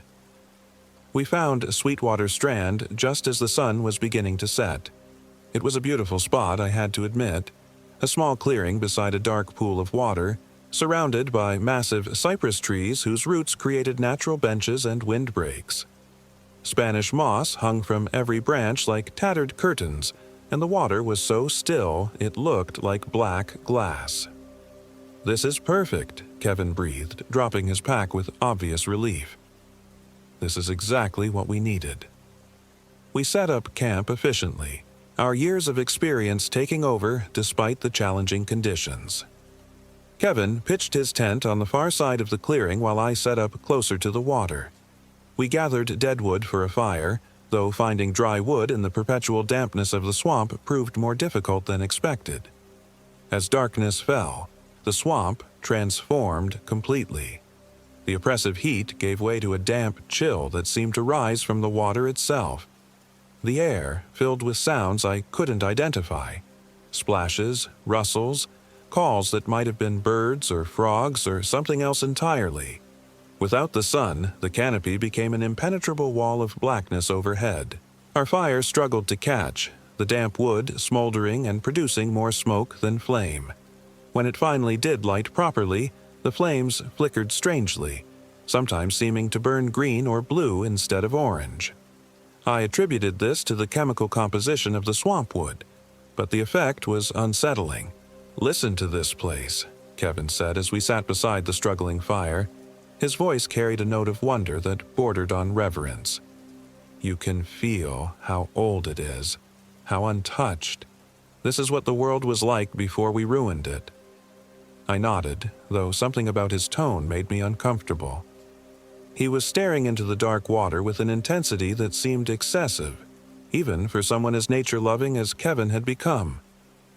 We ate our dinner, simple camping fare heated over our small stove, and tried to make conversation, but the oppressive atmosphere of the swamp seemed to discourage talking. Every sound we made felt like an intrusion, an unwelcome disturbance in a place that preferred silence. The darkness beyond our small circle of firelight was absolute, a wall of black that seemed to swallow sight and sound alike. Around 10 p.m., I tried to check my phone, more out of habit than any real need to connect with the outside world. The screen showed no signal and the battery was nearly dead, despite having been fully charged that morning. Kevin's phone showed the same problem. "Weird," I said. "These batteries were brand new, and they're supposed to hold a charge for days." Kevin shrugged. "Electronics don't like swamps," he said. "All the humidity and electromagnetic interference from the water. Better this way, anyway. More authentic." But it wasn't just the phones. My GPS unit was dead too, the screen black and unresponsive. Even our battery-powered camping lantern seemed dimmer than it should have been, casting a weak, yellowish light that barely penetrated the surrounding darkness. The first really disturbing incident happened around midnight. I was lying in my sleeping bag, not quite asleep but drowsing, when I heard Kevin unzip his tent. His footsteps moved around our camp, circling the dying fire. I assumed he was getting up to use the bathroom, a reasonable assumption given the amount of water we'd been drinking to combat the heat and humidity. But the footsteps didn't stop. They continued circling our camp, around and around in a perfect loop that brought him past my tent every few minutes. After the 5th or 6th circuit, I called out softly, "Kevin, you okay out there?" The footsteps stopped immediately. For a long moment, there was absolute silence. Then I heard Kevin's voice from inside his tent, muffled by the fabric but clearly coming from his sleeping bag. "What? I'm right here, man. What's wrong?" Cold flooded through my veins. If Kevin was in his tent, who had been walking around our camp? I unzipped my tent flap and peered out into the darkness.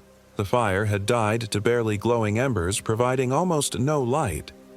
I couldn't see anything moving, but the darkness felt different somehow. Thicker, more present, as if it were watching me back. "Did you hear footsteps?" I called across to Kevin's tent. "No," came his sleepy reply. "Must have been an animal or something. Go back to sleep." But I couldn't sleep.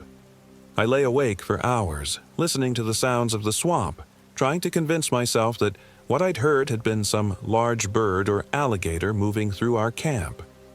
The rational explanation was obvious. We were in wild territory, and wild animals moved through it at night, but the footsteps had sounded distinctly human, and the perfect circular pattern was unlike any animal behavior I'd ever heard of. Morning brought no relief. I woke to find our fire completely cold, not even smoldering embers remaining. This was impossible. I'd banked it carefully before bed, and it should have lasted well into the night.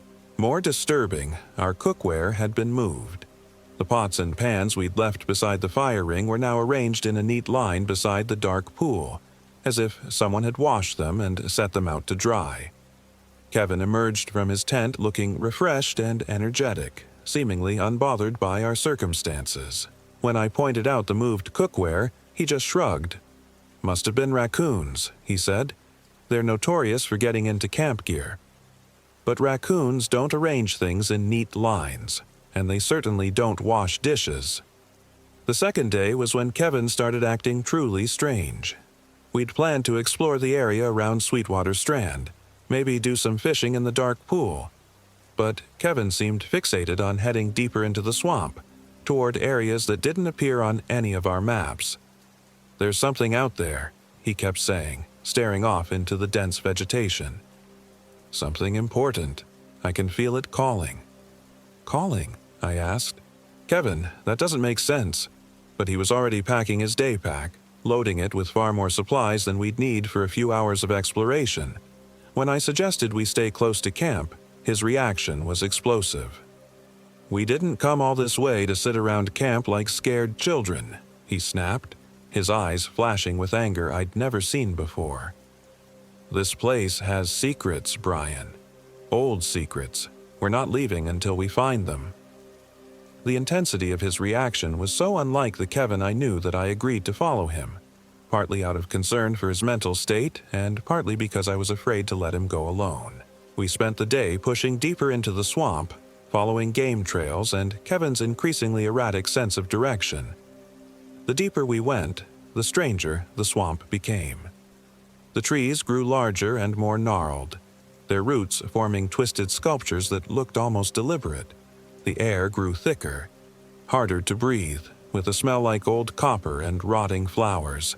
And everywhere, there was a sense of being watched. Kevin's behavior became more disturbing as the day progressed. He talked constantly to himself, having conversations with people who weren't there. He would stop, suddenly, listening to sounds I couldn't hear, then change direction based on instructions only he could perceive. "Do you hear that?" he would ask, cocking his head to one side. "Hear what?" "The singing. She's singing to us. She wants us to come closer." But I heard no singing, only the constant buzz of insects and the splash of unseen creatures moving through the dark water. We returned to camp as the sun was setting, exhausted and covered in mud and mosquito bites. Kevin seemed energized rather than tired, his strange excitement building rather than diminishing. As we prepared dinner, he kept glancing toward the woods with an expression of anticipation. "She's getting stronger," he said as we ate. "The closer we get, the stronger she becomes." "Who's getting stronger, Kevin? Who are you talking about?" He looked at me with those fevered eyes, and for a moment I saw something that wasn't quite Kevin looking back. "The Lady of the Deep," he whispered. "She's been waiting so long. So very long." That night, I made a decision that probably saved my life. I didn't sleep. Instead, I lay in my sleeping bag with my knife ready, watching Kevin's tent through the mesh of my own. Something was very wrong with my friend, and I had a growing certainty that whatever was affecting him was going to come to a head soon. Around 2 a.m., I heard Kevin unzip his tent again. This time, I was ready. I watched through the mesh as his silhouette moved around our camp, but this time his movements were different. Instead of the circular pacing of the night before, he walked directly to the edge of the dark pool and stood there, perfectly still, staring down into the black water. For over an hour he stood motionless beside the pool. Occasionally I thought I heard him speaking, but his voice was too low for me to make out words. The strangest part was the way he stood, completely rigid, like a statue, without even the small movements of someone trying to maintain balance. Finally, he turned and walked back toward his tent. But as he passed close to mine, I saw his face in the weak starlight filtering through the canopy. His expression was utterly blank, his eyes reflecting light like an animal's. And he was smiling. A wide, unnatural smile that showed too many teeth. The next morning, Kevin announced that he needed to gather firewood from deeper in the swamp. This was the moment everything changed, though I didn't realize it at the time. "I'll come with you," I offered, but he shook his head sharply. "No, I need to do this alone. It's important that I go alone." There was something in his voice, not quite a threat, but a warning. His eyes held that same fevered light, brighter now, almost luminous. Against my better judgment, I let him go. He disappeared into the vegetation carrying our camp hatchet, heading toward the darkest, most overgrown section of the swamp. He was gone for 3 hours. When he finally returned, I knew immediately that something fundamental had changed. Kevin walked differently, too smoothly, with a gliding gait that seemed to barely disturb the ground. He carried an armload of wood, but it was the wrong kind. Green wood that would never burn. Wood so fresh it was still bleeding sap. But it was his eyes that convinced me that whatever had come back to our camp wasn't entirely Kevin anymore. They were still blue, still the same shape, but they held a depth that seemed infinite. When he looked at me, I felt like I was staring into a well that had no bottom. "I found what we came for," he said, his voice carrying harmonics that hadn't been there before. She showed me the old places, the secret places, the places where the boundary is thin. "What boundary, Kevin?" His smile was radiant and terrible. "Between what is and what was. Between the living world and the dreaming world. She's been sleeping so long, Brian. But she's awake now, and she's so very grateful." He began building a fire with the green wood he'd brought back, arranging it in patterns that hurt to look at directly. When he lit it, it burned with that same green-blue flame I'd noticed before, but brighter now, casting shadows that moved independently of their sources. "We should leave," I said, trying to keep my voice calm. "This place isn't agreeing with us. We're both starting to act strange."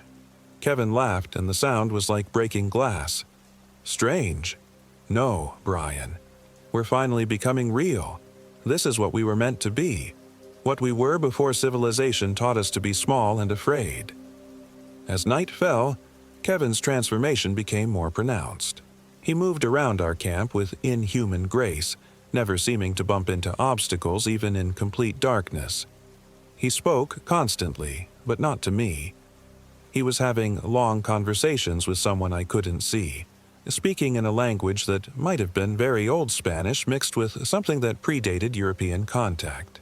The worst part was how he looked at me. Not with malice exactly, but with a kind of predatory patience, like a spider watching a fly struggle in its web, waiting for the perfect moment to strike. I knew I had to run. Every instinct I possessed screamed at me to grab my essential gear and flee into the swamp, taking my chances with the darkness and the maze of water and vegetation, rather than spending another night with whatever Kevin had become. But I waited too long. I was still trying to convince myself that my friend could be saved, that whatever was happening to him could be reversed when he made his move. I was pretending to sleep when I heard him unzip his tent for the 3rd time, but this time, his footsteps came directly toward my tent. I heard him stop just outside, so close I could hear his breathing, except it didn't sound like breathing anymore. It was too steady, too deep, like the sound of tide pools filling and emptying. "Brian," he whispered, his voice carrying that same harmonic distortion. "I know you're awake. She knows you're awake. She's been watching you, Brian. Watching and waiting." I didn't respond, keeping my breathing as steady as possible, praying that he would think I was genuinely asleep. "She wants to meet you properly," Kevin continued. "She wants to show you the beautiful things she showed me, the old knowledge, the power that sleeps beneath the water." Through the mesh of my tent I could see his silhouette, but the proportions were wrong. Too tall, too thin, as if he were being stretched upward by invisible hands. "Don't be afraid, Brian. It doesn't hurt. It feels like coming home, like remembering something you forgot long ago." I heard the sound of my tent zipper being slowly pulled down. Kevin was opening my tent, inviting himself in. In the darkness, I fumbled for my knife, my fingers clumsy with terror. "She's beautiful, Brian. So much more beautiful than anything in the world above. Her hair is like seaweed, and her eyes are like deep pools, and her voice is like the sound of water over stones. She's been alone for so long, Brian. So very long. But she doesn't have to be alone anymore." The zipper was halfway down. Kevin's face appeared in the opening, visible in the weak light from our fire. His skin had taken on a pale, translucent quality, and I could see dark veins branching beneath its surface like roots. His eyes reflected the firelight like a nocturnal animal's, and when he smiled, his teeth seemed to have multiplied. "Come to the water, Brian. Come and meet her properly. She has such wonderful things to show you." I struck without thinking, driving my camping knife toward the thing that had been Kevin. The blade connected, sliding between ribs with a wet sound that I'll never forget. Kevin, or the thing wearing Kevin's face, looked down at the knife protruding from his chest with mild curiosity, as if I'd showed him an interesting bug. "That won't work," he said sadly. "I'm not really here anymore, Brian. I'm with her now, in the deep places where the water is warm and dark and full of dreams. This is just an echo, a memory." But whether it was an echo or not, it bled. Dark fluid that smelled like stagnant water leaked from the wound, staining his shirt. Kevin reached down and pulled the knife out with one smooth motion, showing no sign of pain. "She's disappointed in you, Brian. She offered you such beautiful gifts, and you chose violence instead. But she's patient. She's been patient for so very long." I rolled backward out of my sleeping bag and scrambled through the back of my tent, bursting through the rain, fly into the darkness beyond. Behind me, I heard Kevin's laughter. Not malicious, but genuinely amused, like an adult watching a child's harmless tantrum. I ran blindly into the swamp, crashing through vegetation, splashing through hidden pools, branches tearing at my clothes and skin. Behind me, I could hear Kevin following. Not running, just walking at that same inhuman pace, calling out to me in his distorted voice. "You can't leave, Brian. She won't let you leave. This is her place, and she decides who comes and who goes." The darkness of the swamp was absolute. Without a flashlight, I was essentially blind, navigating by feel and instinct. I fell repeatedly, stumbling over cypress roots, splashing face first into pools of stagnant water. Every sound seemed amplified. My labored breathing, the splash of my footsteps, the crash of vegetation as I forced my way through it. But no matter how much noise I made, I could still hear Kevin behind me, moving through the same terrain in perfect silence. He was tracking me, I realized. Whatever was controlling him could sense my location in the darkness as easily as if it were broad daylight. "She's all around you, Brian," Kevin's voice called from somewhere to my left. "In the water, in the air, in the very ground beneath your feet. You can't escape something that's everywhere." I changed direction, angling away from his voice, but it did no good. Within minutes I could hear him again, still following, still calling out his disturbing invitations. "The water is so warm." "Brian! So warm and welcoming. She's prepared a special place for you, down where the light never reaches. You'll love it there. You'll never want to leave." I realized I was going to die in this swamp. Even if I could evade Kevin, I was hopelessly lost in terrain I didn't understand. With no way to navigate and no supplies, the smart thing would have been to stop running and try to reason with whatever was left of my friend. But every time I heard his voice, every time I caught a glimpse of his pale form moving through the darkness with that unnatural grace, my nerve broke and I kept running. It was pure luck that I found the old hunting camp. I literally stumbled into it, my feet hitting the raised wooden platform of what had once been a deer stand. In the darkness, I felt around and discovered it was part of a small abandoned campsite. A platform, a lean-to shelter, and what felt like an old fire ring. More importantly, there was a path leading away from the camp. Not much of a path, overgrown and barely visible even in daylight, I imagined, but definitely a human-made trail that led in a straight line away from the deeper swamp. I followed the trail by feel, one hand stretched ahead of me to avoid low-hanging branches, moving as quickly as I dared. Behind me, Kevin's voice grew more distant, though he continued calling. "She knows where you are, Brian. She can taste your fear in the water. You're only making this harder on yourself." The trail led steadily upward, away from the low-lying swampland toward higher, drier ground. After what felt like hours of stumbling through the darkness, I began to see hints of light filtering through the canopy ahead. Dawn was coming, and with it the possibility of finding my way back to civilization. I emerged from the preserve just as the sun was rising, stumbling onto a dirt road that I eventually realized was part of the preserve's boundary. A passing Park Service truck picked me up. I must have looked like hell, covered in mud and blood and babbling about my missing friend. The search and rescue operation that followed found our campsite easily enough. Kevin's tent was there, neatly packed as if he'd been preparing to leave. But Kevin himself was gone. The searchers found tracks leading from our camp toward the deep swamp, but they disappeared at the edge of a pool of dark water that the lead ranger said was much deeper than it looked.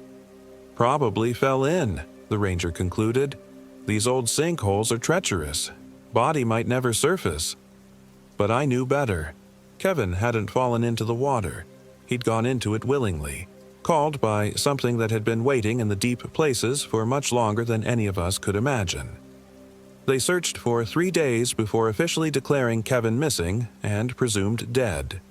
I gave my statement to the police, carefully edited to remove any details that would have gotten me committed to a psychiatric facility. I told them Kevin had been acting strangely, that he'd wandered away from camp and never returned. All true, as far as it went. The thing that haunts me most isn't the memory of Kevin's transformation, or the terror of fleeing through the swamp in absolute darkness. It's the certainty that he's still down there somewhere, in the deep water where the Lady of the Deep holds court. Still serving her, still calling to other visitors who venture too far into her domain. Sometimes, late at night, I dream about warm, dark water and voices singing in languages that predate human civilization. In these dreams, Kevin is always there, smiling his terrible smile, extending his hand toward the depths where something ancient and patient waits for the next offering. I've never been camping since. I've never even left the city limits of Tampa, except when absolutely necessary for work. The wild places hold no appeal for me anymore. I know now that some boundaries shouldn't be crossed, some doors shouldn't be opened, and some invitations shouldn't be accepted. But sometimes, when I'm driving past retention ponds or walking near the bay, I catch myself staring into the dark water and wondering what might be looking back. And sometimes, just for a moment, I think I hear singing, faint and beautiful and utterly inhuman, calling me to come closer, to step into the warm embrace of the deep. I never will. I can't. Kevin paid that price for both of us. But God help me, sometimes I want to. The preserve remains open to visitors and people still camp at Sweetwater Strand. The Park Service never found anything unusual there, no signs of struggle, no evidence of anything supernatural. Just another tragic accident in a dangerous environment. But if you ever find yourself in the deep places of Big Cypress, especially near the dark pools where the water is still and the trees grow thick overhead, listen carefully to the sounds around you. If you hear singing, if you see lights moving beneath the water, if someone you care about starts talking about beautiful ladies who live in the deep places, run. Run as fast and as far as you can, and don't look back. Some invitations are too costly to accept. Some gifts are too dangerous to receive. And some places are better left undisturbed, no matter how beautiful their guardians might be.